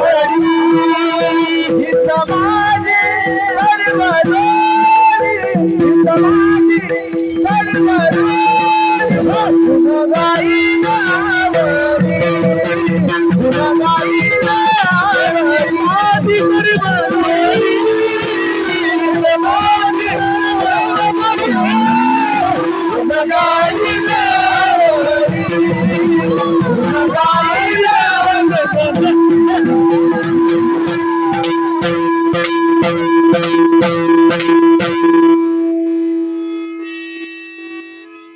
तुकोबाराय देवाला म्हणतायत, देवा तू अशा प्रकारचं जर मला दान दिलंस ना तर मी आनंदाने गुणगान करणार आहे तुझं. ते गुणगान आपल्याला नाही करता आलं देवाचं. भांडारेकरांना एक वेळेला इंगळी चावलेली आहे, वेदना होत आहेत. त्यावेळेला भांडारेकर देवाला म्हणतात, स्वामी मी आपल्या स्वरूपाचं गुणगान करू. आणि काय आश्चर्य म्हणाल तुम्ही, भांडारेकर ज्या वेळेला ते भगवंताचं स्वरूपाचं वर्णन करतायत, जसं आपण रूपाच्या अभंगामध्ये देवाचं वर्णन करत असतो, आणि भांडारेकरांच्या लक्षात आलं की वेंगळी चावलेलं जे विष आहे ते हळूहळू कमी होत आहे, कमी होत आहे. प्रत्येकाला ते संसार रूपी लक्षात आलं ना तुमच्या, दंश केलेला आहे मायबाप हो, फार अवघड आहे. कुष्टियाचा सांगता सांगता थांबलो होतो, आठवला म्हणून पुन्हा एकदा थोडक्यात सांगतो. कोणी नाही हो आपलं, गावातला खूप प्रतिष्ठित सदर्थ माणूस, त्याला असं वाटायचं माझी पत्नी, माझी मुलं सगळी माझी, एवढं सगळं माडी बंगला, नौकर चाकल, मला काय कमी आहे की देवाकडे जाऊ मी मागायला. मागणं हे कोणाचं काम असतं? दुबळ्या माणसाचं. पण हे चुकीचं आहे. तुम्ही कधी अंबाळीला गेलात तर बघा, करोडपती असणारी लोक सुद्धा हातामध्ये भिक्षेचं पात्र घेऊन तुमच्या दारावरती कोर अन्न मागायला येतात. याचा अर्थ असं नाही की ते दरिद्री आहेत, भिकारी आहे. राजियाची कांता काय भीक मागे, मनाची या जोगे सिद्धी पावे. किती श्री गुरु सारिका असता पाठीरा, किती सुंदर प्रमाण आहे. पण म्हणायचं नाहीये वेळ कमी आहे म्हणून. हा खूप सुंदर महत्वाचं आहे. म्हणजे जी राजाची कांता आहे, जी राजाची पत्नी आहे, तिला काही कोर अन्न मागायची गरज आहे का हो? पण तो विधी आहे. काय समजलात? तो विधी आहे आणि म्हणून मागावं लागतं. आणि म्हणून प्रत्येक मागणारा हा दुबळाचा आहे, गरीब आहे असं नाही, गरीब आहे असं नाही. तुकोबांच्या जीवनाकडे जर आपण बघितलं तर लक्षात येईल की बरचसं काही श्रीमंत असताना त्यांनी गमवलं. मग देवाला आपल्यासारखा माणूस असता तर म्हणला असता, देवा पत्त्यावरती सगळं काय गमवलं, एवढं काय तुझं नाव घेतो, अजून एकदा तरी माझा मटका लागू दे ना. कोण काय मागल सांगता येत नाही. कोण काय मागल? जो जो विचार करतो, जो ज्या ठिकाणी असतो तो तेच मागतो. जो जेची असे तो तेची बोले, जो जे असतो तो ते बोलत असतो.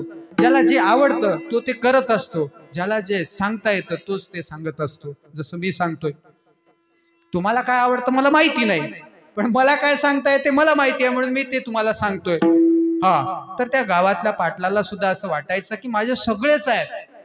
हा, कोणासारखं? तुम्हाला वाल्या कोळी माहिती आहे ना, त्यांनाही तसंच वाटलं होतं. पण नारद मुनी संतांची भेट झाली आणि नारद मुनीने एकच प्रश्न केला, का हो तुम्ही ज्यांच्यासाठी हे एवढी लूटमार करत असता ते तुमच्या पापात भागीदारी आहेत का? तो म्हटला का नाही, जा विचारून या. मग आता यांना वाटायला लागलं की हे पळून जातील, आणि म्हणून नारद मुनींना तिथेच त्यांनी बांधून ठेवलं. घरी गेला, पत्नीला विचार, का ग मी हे जे करतोय कोणासाठी? आमच्यासाठी, मुलांसाठी, स्वतःसाठी. मग मी ज्या पद्धतीनं कमवतो त्यामध्ये मला बरंच पाप लागतं असं नारद मुनी म्हणतायत, संत सांगतायत. त्या पापात तू सहभागी होशील. आता ती बाई बिचारी खरंच पतिव्रता होती नाही का, आणि म्हणून ती खोटं बोलली नाही. जर आजची असती तर तिला वाटलं असतं खोटं बोलायला काय जातंय, काय जातंय काय, आणि म्हणून म्हणली असते हो हो, फार लाडात येऊन म्हटली असते नाही मग तुम्ही एवढं कमवून आणता आमच्यासाठी करता, आणि मग काय नाही तुमच्या प्रॉपर्टीत अर्धी हक्काची बाजू माझी आहे, मग पापातही पण पाप देताही येत नाही घेताही येत नाही. लक्षात घ्या. पुण्य सुद्धा देता येत नाही. लक्षात घ्या. पत्नीने देवधर्म केलेला पतीच्या उपयोगात जात नाही. ज्याचं त्याला जेवावं लागतं. किती प्रेम असेल मुलावरती, आणि म्हणून पंक्तीत गेला भंडाऱ्यातल्या 10 गुलाबजामुन खाऊन आला तर तुमच्या तोंडाला गोडी नाही येणार आहे का नाही, त्यासाठी तुम्हालाच खावं लागेल. तशीच भक्ती आहे. भक्ती दुसऱ्याला करून सांगता येत नाही, ती स्वतः करावी लागते, तेव्हा त्याचा मोबदला आपल्याला मिळत असतो. आणि म्हणून संत आपल्याला सांगतात की बाबा रे, जर भगवंत मला प्रसन्न झाला तर मी त्याला तुझं स्वरूप मागेल आणि त्याचं गुणगान गाईल. कसं? जसं मीरेने गायलं. बघा ना तुम्ही, श्रीकृष्ण भगवंत गेल्यानंतर 4,500 वर्षानंतर ही मीराबाई 500 वर्षापूर्वी आली, जिने कृष्णाला बघितलं नाही, पण लहानपणी हसत हसत तिचे वडील म्हणतात की माझा पती कोण आहे. मीराबाईंनी आपल्या वडिलांना विचारलं की प्रत्येकाचा पती आहे, माझा पती कोण आहे. आणि म्हणून सर्वज्ञ म्हणतात की जीवाचा नित्यपती कोण आहे, तो भगवंत आहे. तो पुरुष अथवा स्त्री कुणीही असोल, खऱ्या अर्थानं जीवाचा पती जर असेल तर तो भगवंत आहे. आणि म्हणून तिच्या वडिलांनी सुद्धा सांगितलं की तुझा पती कोण आहे, कृष्ण आहे. आणि त्या दिवसापासून तिला असं वाटायला लागलं की हा माझा पती आहे. दररोज ती श्रीकृष्ण भगवंताचं गुणगान गात होती. किती सुंदर अलीकडे सुद्धा रचना आल्या हो. मी कधी मध्ये म्हणत असतो, आवडते मला, थोडंसं म्हणेल मी. एक राधा एक मीरा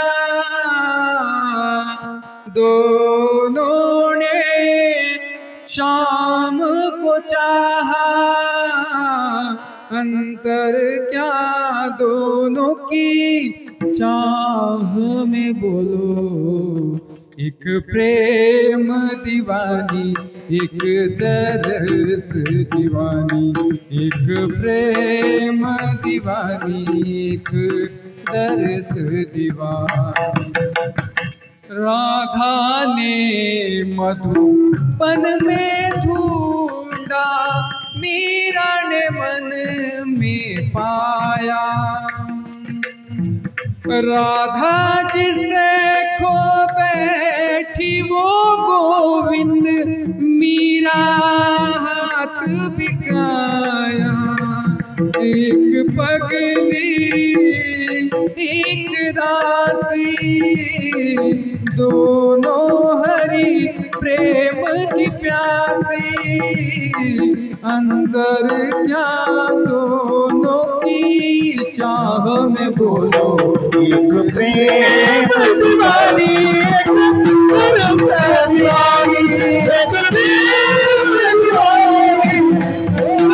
प्रेम दीवानी किती गोड वर्णन आलेलं आहे बघा तुम्ही. त्या देवाचं गुणगान. राधेला कशाची देवाची भूक होती, मीरेला कशाचीच भूक नव्हती. ती त्या भगवंताच्या प्रेमात आतुरलेली होती. तिला फक्त देवाचं स्वरूप तिने बघितलेलंही नव्हतं, ऐकलेलं होतं. जे द्रौपदीला ज्या वेळेला श्रीकृष्ण भगवंताचं वर्णन तिने ऐकलेलं आहे, एका क्षणामध्ये तिने आपलं सर्वस्व त्या देवाला अर्पण केलेलं आहे.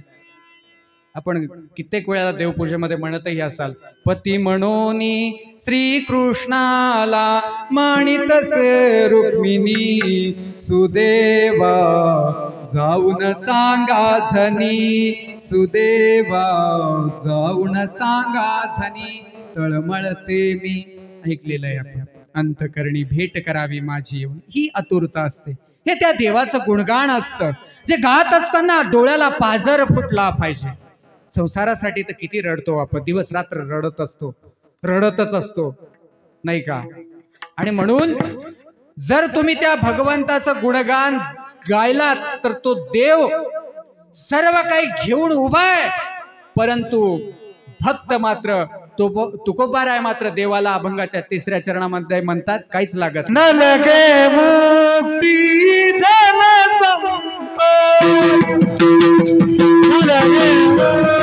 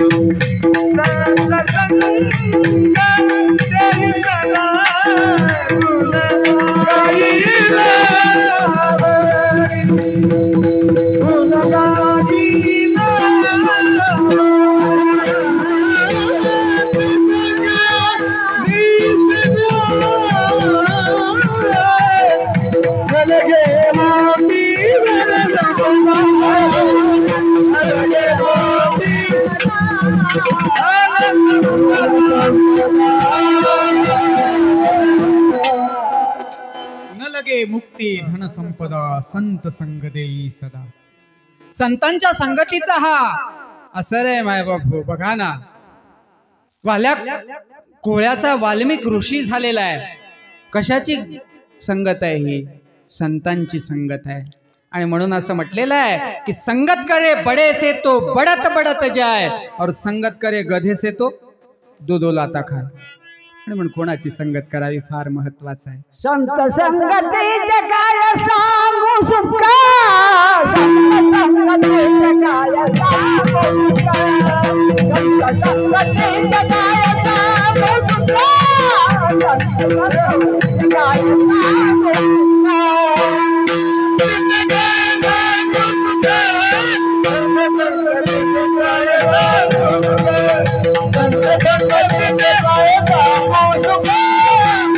संगतीचे काय सांगू सुका.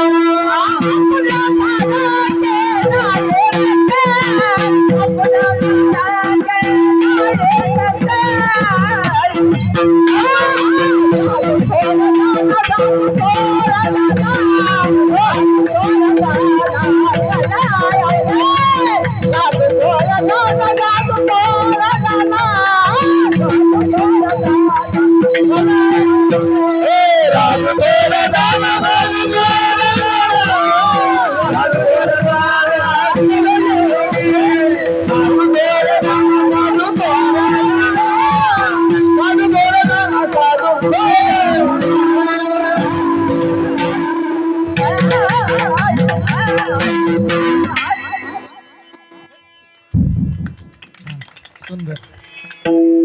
संत संगतीचं हे सुख आहे. संतांच्या संगतीत गेल्यानंतर काही क्षण का होईना आपण संसाराला विसरून त्या भगवंताच्या नामचिंतनामध्ये तल्लीन होत असतो. आणि म्हणून माणसाला आनंदी होण्यासाठी वयाची आट नाही, पण काही वयामध्ये काय करायला पाहिजे हे कळालं पाहिजे. काय झालं, एक म्हातारे बाबा होते आणि ते बँकेत गेले. नाही, यांच्यासारखे नाही हो. बँकेत गेल्यानंतर तो अधिकारी इंग्रजीत बोलत होता. आता बाबांचं वय 80 वर्षाचं.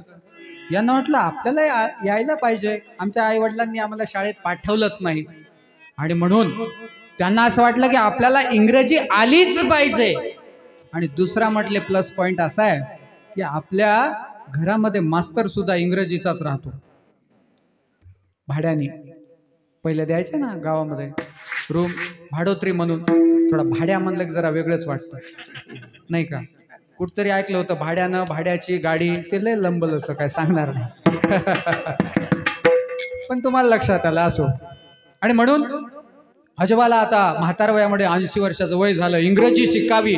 गेला म्हटला का हो गुरुजी मला इंग्रजी शिकवाल का?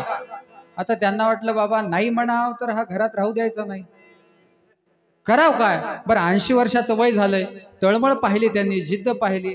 ठीक आहे म्हटले. आजोबा म्हटले इंग्रजी अतिशय सोपी भाषा आहे, खूप सोपी भाषा आहे. मराठीमध्ये थोडासा रस्व दीर्घ काना मात्रा चुकला की अर्थ बदलतो. म्हटले इंग्रजीचं असं काही नाही. तुम्हाला 2 गोष्टी आल्या तर तुम्ही इंग्रजी बोलायला शिकला. काय? यस आणि नो.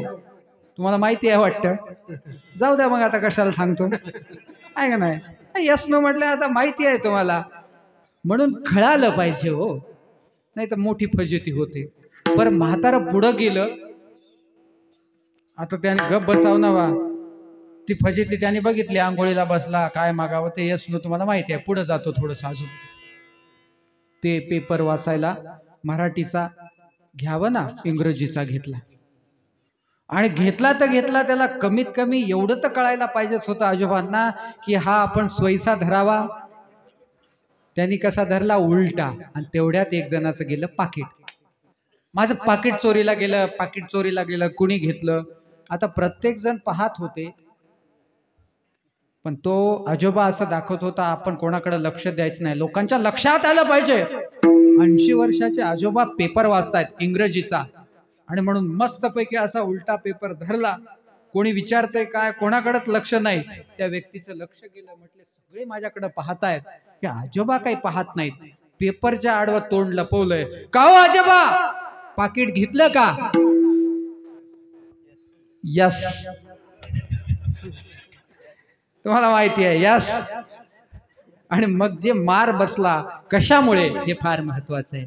कशामुळे? अज्ञानपणामुळे. आणि म्हणून जर आपल्याला एखादी गोष्ट जमत नसेल ना, जसं आता मला गायला जमत नाही, कारण की आपण कधी शिकलोच नाही. आता ही विद्यार्थी वर्ग उद्याचे खूप मोठे कीर्तनकार आहेत, पंथामध्ये संप्रदायामध्ये त्यांचं नाव फार लौकिक होणार आहे. हे बालकडू लहानपणी घ्यावं, पण आमच्या नशिबात नसेल. आणि म्हणून प्रवचन कसं तरी मोडकं तोडकं करायचो, पण सर्वांच्या इच्छेमुळं कीर्तनाला उभं टाकलो. तेवढंसं गायला येत नाही, पण बघू प्रयत्न करू. अजून खूप काही लंका म्हणतात ना, बहुत दूर है, देखेंगे अभी, बचेंगे तो और लढेंगे. आलं तर ना, आलं पाहिजे, पण एवढी काळजी घ्यावी लागेल की बाबा कीर्तन आलं पाहिजे. नाही आलं तर कसं काय करणार. आणि म्हणून तुमचं प्रेम आहे माझ्यावरती की तुम्ही मला बोलवलं, आहे का नाही. आणि म्हणून तुकोबाराय या अभंगाच्या 3ऱ्या चरणामध्ये आपल्याला म्हणतात की देवा मला ज्यासाठी लोक भक्ती करतात, ज्यासाठी साधना करतात, तपश्चर्या करतात, कोणीतरी काहीतरी लागतं म्हणूनच करतं ना. श्रीकृष्ण महाराजांच्या आई वडिलांनी वसुदेव देवकींनी तपश्चर्या केली, साधना केली. आपल्याला सर्व माहिती आहे ते सुपकराजा सुपकराणी पासून तर वसुदेव देवकी पर्यंत कथा. त्यांना काय हवं होतं? असं एक रत्न पोटी जन्माला यावं की ज्यांनी आपल्या जीवनाचा उद्धार करावा. श्री दत्तात्रय प्रभूंच्या आई वडिलांना सुद्धा तेच वाटत होतं. कोण आहेत श्री दत्तात्रय प्रभूंचे आई वडील? आपण कथा ऐकताय, सर्वांना माहिती आहे. अत्रि ऋषी, अनुसया माता. आणि श्री दत्तात्रय प्रभूंनी स्वतःलाच दान दिलेलं आहे. अर्थ ऐकलेले असतील, आपण ऐकलेत ना, सांगण्याची गरज नाही. पण अजून एक त्यातला प्रसंग मला थोडा आठवला म्हणून सांगतो. श्री दत्तात्रय प्रभूचं गुणगान करत असताना दैवल्य ऋषीची कथा आपण ऐकली असेल. कालच म्हणे सहस्त्र अर्जुनाची ऐकली. आज सहस्त्र अर्जुनालाही देव प्रसन्न झाला. हातावरती धुपट नाही, ते बघितलं आणि देवाने तो करपट येणारा वास सांडी सांडी म्हणून त्याला टाकायला लावला. आणि प्रसन्न झाल्यानंतर 1000 हत्तीचं बळ या 2 हत्तामध्ये दिलं. देत असताना मात्र 3 गोष्टी सांगितल्या की ते तुम्ही न केल्या पाहिजे. त्याही तुम्हाला माहिती आहेत.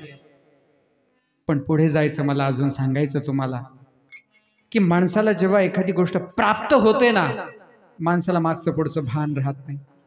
देव देऊन पाहतो, प्रत्येकाला देतो, पण दिल्यानंतर बघा तुम्ही, कबीरांचा फार सुंदर दोहा आहे. प्रत्येक जण देवाकडे कशामुळे जातो? भयाचे पोटी. तुकोबांचा आहे हा अभंग. तुम्ही म्हणाल बा कबीरांचं नाव घेतलं आणि तुकोबांचं सांगताय असं नाही. भयाची पोटी दुःखाची राशी शरण देवासी जाता भले. काय म्हटलेलं आहे? भयाची पोटी दुःखाची राशी. देवाकडे जाण्यासाठी दोनच गोष्टी संसारामध्ये आहेत. काय? एक तर तुम्हाला भय आहे, नाही तर दुःख आहे. कोणाच तरी काही दुखतं, कुणीतरी येतं सकून पाहतं, मग तुला त्या कोण्या गावचा असो, कोण्या तरी गावचा, आणि मग ही बिचारी उद्या सकाळी उठते, पुरणपोळी करते, नवऱ्याकडून चोरून पैसे घेते. आता विचार करा तुम्ही, चोरून घेतलेले पैसे देवाला दिल्यावर देव तरी घेईल का? घेईल? पण आपला भाव, आणि काय म्हटले भावाला काही, स्वामींचे फार सुंदर वचने आहेत, पण असो, सांगत होतो तुम्हाला, जे नको म्हटलं ते अगोदर जीव करत असतो. आणि देवाकडे जाण्यासाठी दोनच कारणे आहेत. एक तर भय आहे, नाही तर दुःख आहे. कुणीतरी भयामुळे जातो, कुणीतरी दुःखामुळे जातो. आता विस्तार करायला वेळ नाही आणि म्हणून पुढे जातो थोडंसं. म्हणून कबीर म्हणतात की दुख में स्मरण सब कोई करे, सुख में न करे कोई. सुख में जो स्मरण करे तो दुःख काय को होय. अरे भल्या माणसा, दुःखात तुला देव आठवतो, पण जर तू कुठल्याही प्रकारचं दुःख नसताना जर त्या देवाला आठवलं ना, तर तुझ्या जीवनामध्ये कसल्याच प्रकारचं दुःख येणार नाही. त्यांनी जबाबदारी घेतलेली आहे, जबाबदारी घेतलेली आहे. आणि तो देव बघा ना हो, भक्ताच्या वेळोवेळी पाठी उभा टाकत असतो प्रत्येक प्रसंगाला. मग महाभारतातले उदाहरण देऊ का अलीकडचे देऊ? थोडक्यात सांगायचं म्हणून सांगतो. ज्या ज्या वेळेला अर्जुनावरती प्रसंग येत असतील त्या त्या वेळेला भगवंत, मग ते लाक्षागृहामध्ये त्यांचं रक्षण करणं असेल, किंवा हनुमंत ज्या वेळेला त्या झेंड्यावरती आपल्याला पाहायला मिळतात, ते कशामुळे, तो प्रसंग तुम्हाला थोडक्यात माहिती असेल त्यामुळे म्हणा, किंवा जयद्रथाच्या प्रसंगी म्हणा, कित्येक वेळेला भगवंत त्या भक्तासाठी धावून जात होते आणि त्याचं रक्षण करत होते. पण कशामुळे? कारण की त्यांच्या भक्तीमध्ये ती ताकद आहे. आणि मग ज्या भक्तीमुळे देव प्रसन्न होतो, मग त्यावेळेला तो द्यावं द्यावं म्हणतो.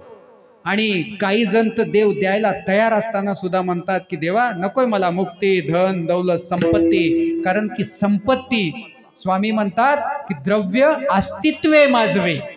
द्रव्य आपल्याकडं नाहीच आहे, पण या द्रव्याची लालसा कशी असते बघा तुम्हाला. आणि ते लालसा आपल्याला दुराचारी बनवते. एकाला महादेव प्रसन्न झाला आणि त्यांनी तपश्चर्या केली, महादेव प्रसन्न झाला, आणि त्या महादेवाने त्याला एक असं, काल आमच्या गुरु बहीण आल्या होत्या, शीतलताई भोजने, त्यांचं कीर्तन झालं, मला वाटतं थोडं अर्धी सेवा झाली, पण बरंचसं काही ऐकलं असेल.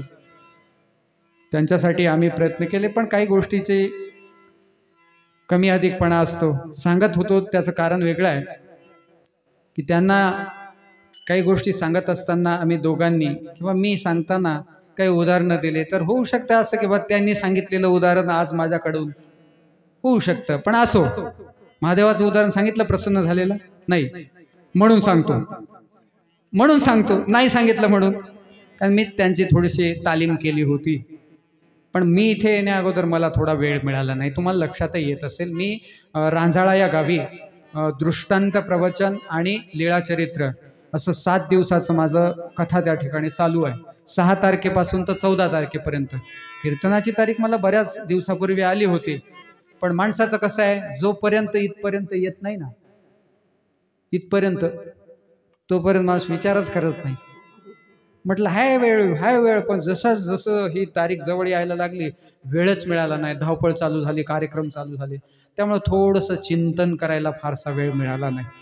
त्यामुळं चिंतनाला बराचसा वेळ लागत असतो, कारण की अभंग सोडवायचा म्हटल्यानंतर आपल्याकडे तेवढी सामग्रीही जमा करावी लागते. आणि म्हणून आपली सेवा करत असताना, हा अभंग सोडवत असताना मी माझ्या मतीप्रमाणे सोडण्याचा प्रयत्न करत होतो.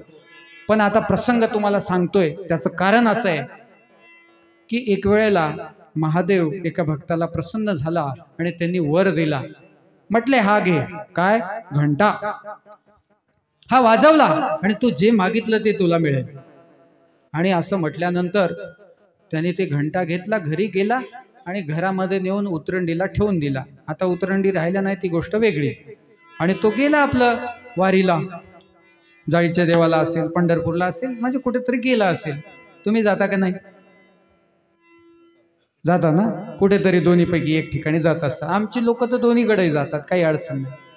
हां, सगळीकडे जात असतात. पण विचार करण्यासारखा प्रसंग आहे मायबापू. कुठलाही धर्म असेल त्याची काही तत्व असतात. श्रीकृष्ण भगवंत गीतेत म्हणतात की सर्व धर्म आणि परित्यज्य माम एकम, ज्यांची जयंती आज आहे. हे तर विसरलोच मी. ज्या भगवंताची गीता जयंती, कुठलाच धर्मग्रंथ असा नाही की त्याची जयंती केल्या जाते. फक्त श्रीमद भागवत, श्रीमद कुठला ग्रंथ माहित आहे ना तुम्हाला? कोणता? भागवत. कशाची जयंती होते? गीता. वा वा, सुंदर. गीत श्रवण, अखंड चिंतन. म्हणून गीता एक असा ग्रंथ आहे या भारतामध्ये, नवे जगामध्ये, की ज्या ग्रंथाची जयंती साजरी होत असते. त्या गीतेमध्ये श्रीकृष्ण भगवंत अर्जुनाला उपदेश करताना म्हणतात की मला तुझं काहीच लागत नाही, पण काय लागतं? काहीतरी हवं असेल तर त्याची काही नियमावली असते, काही अटी असतात. नोकरी प्राप्त करायची असेल तर काही शर्यती असतात. त्या पद्धतीनं भगवंत म्हणतात की तुला एकच करावं लागेल. काय? सर्व धर्म आणि परित्यज्य माम एकम, मला एकट्याला शरण यावं लागेल. का? कारण यंती देवा व्रता देवान, पितृ यंती पितृव्रता, भूतानी यंती भूतेज्या, यंती मध्या जिनोपिमाम. श्लोकांचे अर्थही तुम्हाला माहिती असतील, पण थोडक्यात सांगतो. जो ज्या पद्धतीनं भक्ती करत असतो, जो देवी देवतांची भक्ती करेल तो त्या फळाला प्राप्त होईल.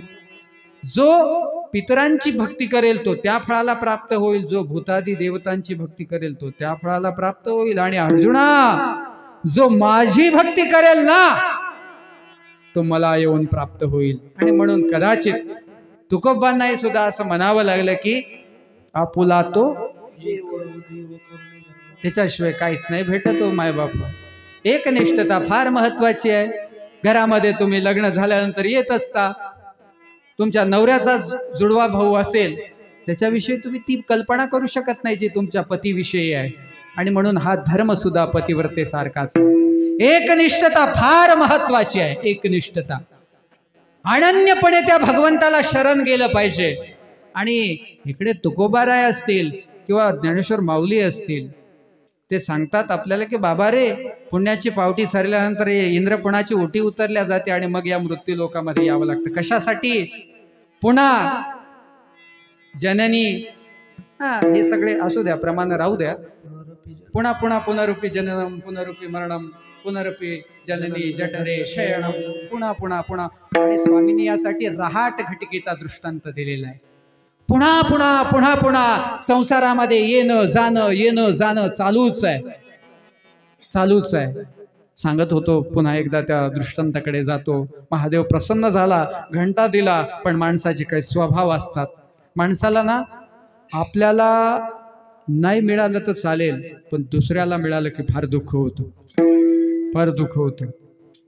त्याच्या लक्षात आलं, महादेवाने वरही दिला, घंटाही दिला, पण देत असताना एक सांगितलं की बाबा रे, तू जे काही मागशील ना, तू म्हटला उदाहरणामध्ये मला ट्रॅक्टर पाहिजे, तर शेजारच्याला 2 मिळतील. तू म्हटला मला बंगला पाहिजे, शेजारच्याला 2 मिळतील.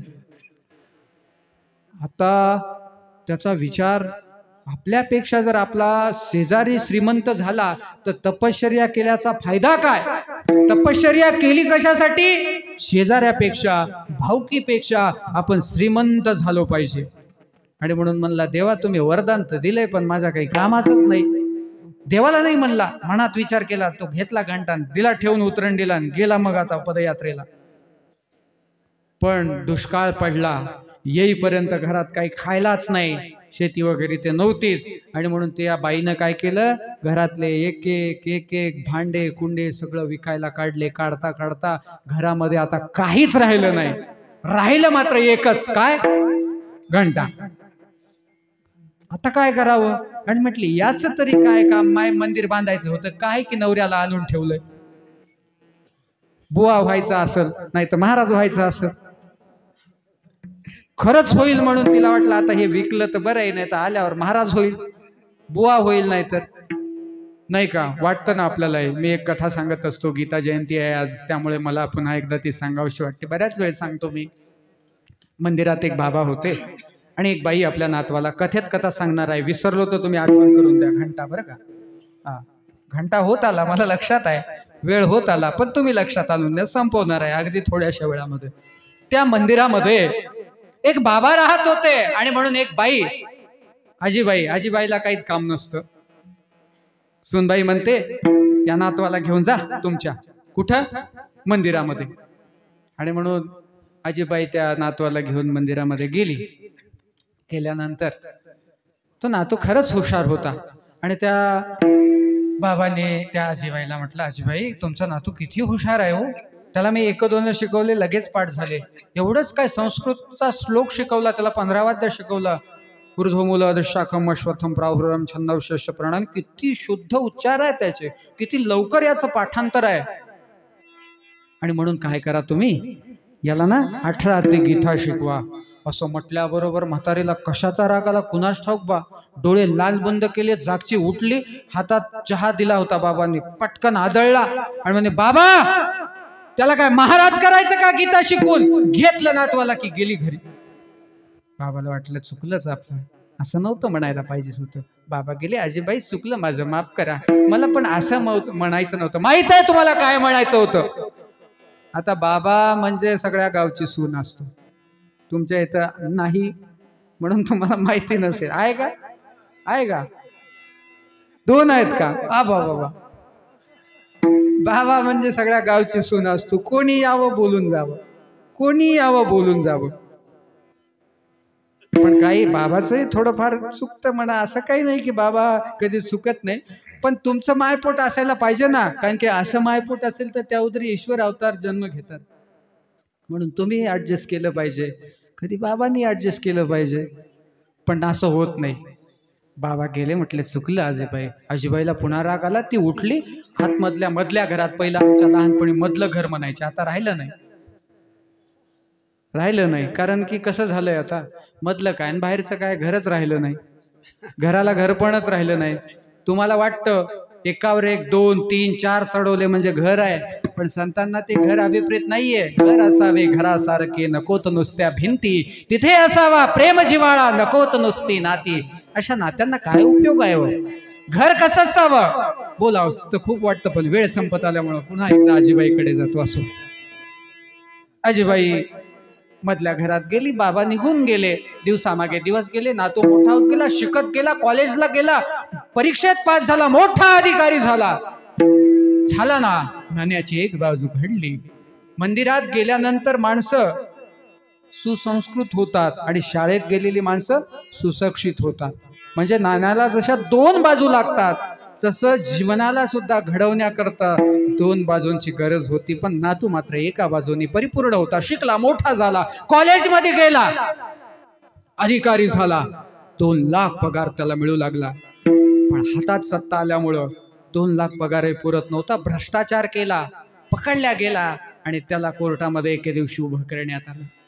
आजीबाईला कळालं, आजीबाई लगबगीने बाबा लावून, ते बाबा चला गाडी काढा, कुठं जायचंय? जिल्ह्याच्या ठिकाणी, माझ्या नातवाला कोर्टात नेलेलं आहे म्हणे, आज त्याची तारीख आहे, चला ना बाबा. बाबाला आजीबाई घेऊन गेली. आता बाबांचं वय झालं होतं, बाबा अशाही अवस्थेत, त्या आजीबाईचंही वय झालं होतं. पण ती आजीबाई नातवासाठी गेली आणि लाल कपड्यामध्ये काहीतरी आणताना तिने बघितलं. आणि बघितल्यानंतर आजीबाई विचारते, बाबा ते काय आहे हो? त्यावेळेला बाबांनी सांगितलं की आजीबाई, त्या लाल कपड्याच्या आतमध्ये ना श्रीमद भगवत गीता आहे. असं म्हटल्याबरोबर आजीबाई मागे गेली आणि ते बाबांचे शब्द आठवले की आपल्या नातवाला आपण गीता शिकवा.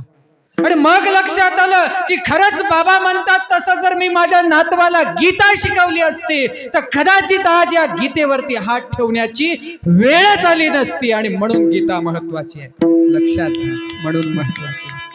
केवळ ती महाराज होण्यासाठीच नाही, जीवनाला जगण्याचा अर्थ सांगणारी गीता आहे, थकलेल्या माणसाला उभं करणारी गीता आहे, मरणाच्या दारेतून परत आणणारी गीता आहे. पण तिच्याकडे आपण गेलं पाहिजे ना. सिंधुबाई सपकाळांचं चरित्र तुम्हाला माहिती असेल. आता मरायचं आहे पण पोटाशी एक भाकर बांधलेली आहे. त्या अवस्थेमध्ये कोणीतरी एक त्यांना म्हणतो, मला आई द्या ना काही खायला. त्यांना वाटलं मरायचंच आहे, रेल्वे येणार, उडी टाकू, मरून जाऊ. मग मरता मरता एक पुण्याचं काम करू म्हणून त्यांनी ती कमरेची भाकर काढली, त्याच्या हातामध्ये ठेवली. पण तेवढ्या वेळेमध्ये ते दान त्यांच्याकडून घडल्यामुळं त्यांचा विचार बदलला. नको, किती सुंदर देवाने देह दिले, मरण्यासाठी तर नक्कीच नाही.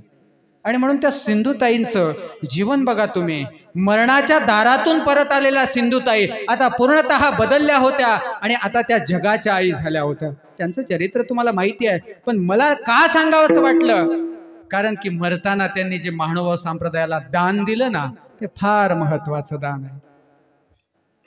त्या मरताना सांगतात की मी महानुभाव संप्रदायाचा उपदेश घेतलेला होता, अनुग्रह घेतलेला होता आणि माझा अंतविधी सुद्धा महानुभाव पंथाच्या तत्वज्ञानाप्रमाणे झाला पाहिजे. म्हणजे हे तत्वज्ञान माणसाला मरणाच्या दारेतून परत आणत असतं, म्हणून महत्वाचं आहे. सांगत होतो, पुन्हा एकदा त्या घंट्याकडे आपण जाऊया. आता तो यात्रेला गेला, त्या बाईला वाटलं आता हे विकल्याशिवाय पर्याय नाही, आणि म्हणून ती म्हटली, हातात घेतला, म्हणे याचे 100 रुपये येतील का? विकण्याच्या अगोदरच तिच्या हातावरती 100 रुपये. आश्चर्य वाटलं, अरे 100 रुपये. तेवढ्यात बाजूचा आवाज आला, मला 200 रुपये सापडले, 200 रुपये. ती म्हटली 200 मला का सापडले नसतील? की लगेच हिला 200, लगेच बाजूला मला 400 रुपये सापडले. तुम्हाला वरदान माहिती आहे ना कसं होतं? दुप्पट. आणि असं करता करता तिच्या लक्षात आलं, तिने लाखो करोडो रुपये मागितले. शेजारच्याचे ट्रॅक्टर काय, घर काय, दार काय वाढत गेलं. काही दिवसानं परत आलं, बघतंय तर काय कोणासारखं झालं, याचं सुदामासारखी अवस्था झाली. देवाच्या भेटीला गेला, मागायलाच गेला. तो मागण्या या विषयावरती खूप काही उदाहरणं होते, पण मी थोडंसं आवरले. मागायलाच गेला. परतीच्या प्रवासात येत असताना सुदाम काय विचार करत होता माहितीये काय? कृष्णा, लोक म्हणतात ते खोटं नाही रे, अगदी रंगाने काळा आहेस तू, ते मनाने काळा आहेस ना. तुला ते मागायला आलो होतो, पण तू काहीच दिलं नाही. मला दिलेल्या अंगावरती भरजरी वस्त्र अलंकारही काढून घेतलीस माझी, मला परत दिलीस. मी तुझ्याकडे आलो होतो कृष्णा मागायला. आणि म्हणून तो दुःखी अंतकरणाने घराकडे गेला. कपिला नगरीच्या जवळ जात असताना त्याला नगर बदलल्यासारखं वाटलं. त्यालाही तेच वाटलं, माझंच घर आहे, माझंच गाव आहे, माझीच नगरी आहे का अजून कोण्या गावी आलो. पण सर्व तिथलचे लोक परिचयाचे होते. नगरी बदलली होती आणि देवाने एवढं काही दिलं होतं की सुदाम मात्र आत्ता त्या देवाला आठवण करताना म्हणतो की देवा खूप दिलंय, तू अपेक्षापेक्षाही दिलंय. देवानी आपल्यालाही खूप दिलंय, पण आपण ठेवले हपापलेले आहोत मायबाप हो, की कितीही दिलं तर कधी म्हणणारच नाही खूप दिले, खूप दिले, म्हणणारच नाही खूप दिले. विचारा तुम्ही, ज्याला हात नाही, पाय नाही, डोळा नाही, सगळ्या अवयवांनी आपण परिपूर्ण असूनही देवाला म्हणतो की काय दिले, खूप काही दिले. परत आला तो, बघितलं सर्व घर बदललेलं होतं, वातावरण बदललेलं होतं. पत्नीकडे गेला, रागावला, तू वापर केलास वाटतं महादेवानी दिलेल्या वराचा, घंटा वाजवलास ना. ती म्हटली हो, काय झालं त्यात, बिघडलं काय?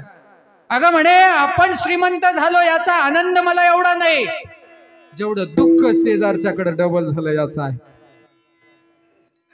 ऐका नाही, प्रत्येकाचं असंच होतं ना. आणि म्हणून आपण दुसऱ्यासाठी जर मागितलं तर निश्चितच आपल्या पदरामध्ये पडल्याशिवाय राहत नाही. आणि म्हणून संतांचे गुणगान केले पाहिजे. देवाकडे काही मागायची गरज नाही. आणि म्हणून तुकोबाराय म्हणतात की देवा, या देण्याने तुझ्या माझ्या जीवनामध्ये आनंद येईल असं सांगता येत नाही. संसारिक सुख मिळतील, ती मुक्ती मिळेल. कोणती मुक्ती? ती जिथे गेल्यानंतर पुन्हा पुन्हा यावं लागेल, पण तरीही मी यायला तयार आहे. पण कधी? जर तू मला वचन देत असतील. कशाचं? अभंगाच्या शेवटच्या चरणामध्ये. तुका माने गर्भवासी, तुका माने गर्भवासी, तुका माने गर्भवासी, तुका माने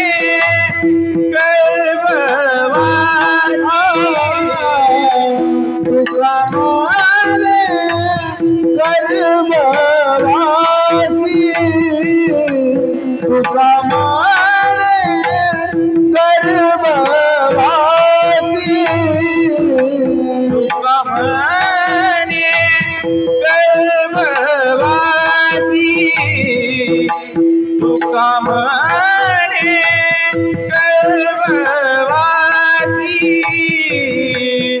सुखे गावा वेमासी सुखे घाल वेमासी गुण गाई नावडी गुण गाई नावडी गुण गाई नावडी गुण गाई नावडी हीच माझी सर्व हीच माझी सर्व जोडी हीच माझी सर्व जोडी सर्व जोडी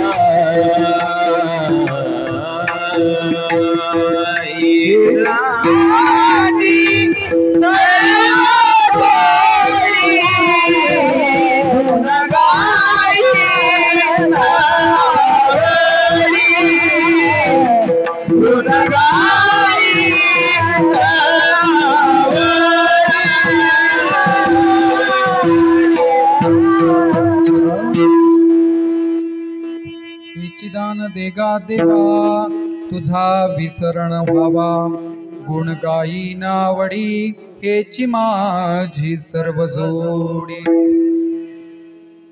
न लगे मुक्ती धन संपदा संत संग देई सदा गुण गाई नावडी हेची माझी सर्व जोडी तुका म्हणे गर्भवासी सुखे घालावे अंबासी गुण गाई नावडी हेची माझी सर्व जोडी माय बाप हो या ठिकाणी आपल्या सेवेसाठी जो आपण दिवस मला प्राप्त करून दिला त्या दिवसाचं औचित्य साधून देवाकडे काहीतरी मागितलं पाहिजे आणि म्हणून हा मागणीपर अभंग घेऊन आपली मी सेवा करण्याचा प्रयत्न केला।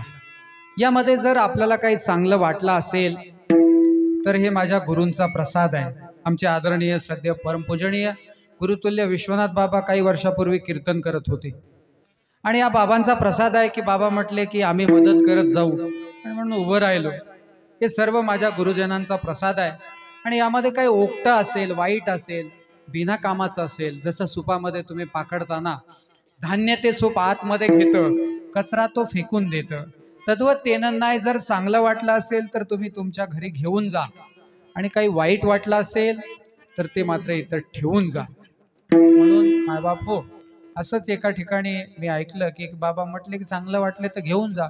एक जण त्या साऊंडवाल्याचा बॉक्सच घेऊन गेलो बरं का भाऊ असू दे लक्ष नाही त्यांचं चांगला वाटला म्हणे मला घेऊन जातो म्हणून असं दुसऱ्याचं काही नेऊ नका चांगले विचार घेऊन जा। आणि म्हणून झालेली सेवा या सर्व ग्रामस्थांचे मी मनपूर्वक आभार मानतो। हे वादक मंडळी असेल मृदुंगाचार्य असतील गायनाचार्य असतील माझ्यासोबत आलेले हे सर्व हरिभक्त पारायण मंडळी आपण सर्व ग्रामस्थ मंडळी, सद्भक्त वास्तिक महिला, विद्यार्थी, बालमित्र हो, आपण मला सेवेची संधी दिली त्याबद्दल सर्वांचे आभार मानतो. झालेली सेवा त्या भगवंताच्या चरणी समर्पित करतो. गोपाला गोपाला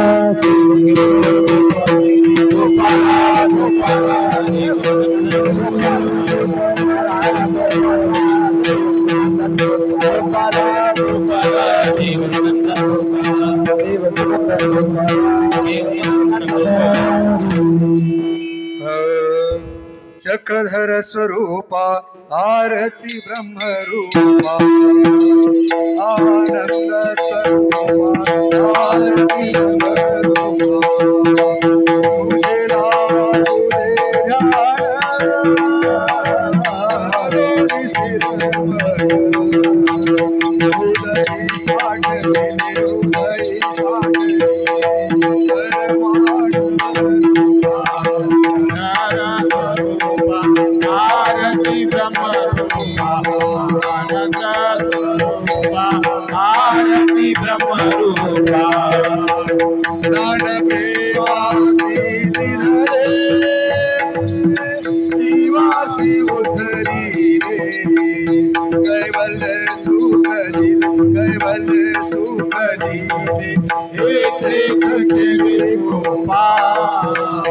चक्रधर स्वरूपा आरती ब्रह्मरूपा आनंद स्वरूपा आरती ब्रह्मरूपा देवादिकासी नकळे मायादी दाखिलोळे ते मानव भोळे ते मानव भोळे आसी चक्रधर स्वरूपा आरती ब्रह्मरूपा आनंद स्वरूपा आरती ब्रह्मरूपा नागदेवास्ता कोणी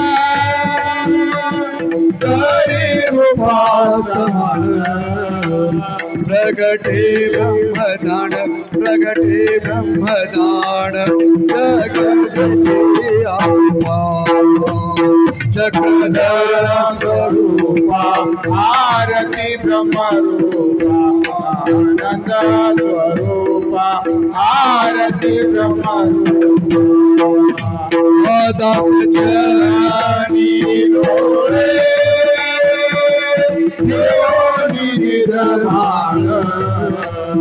मागणेची देवा मागणेची देवा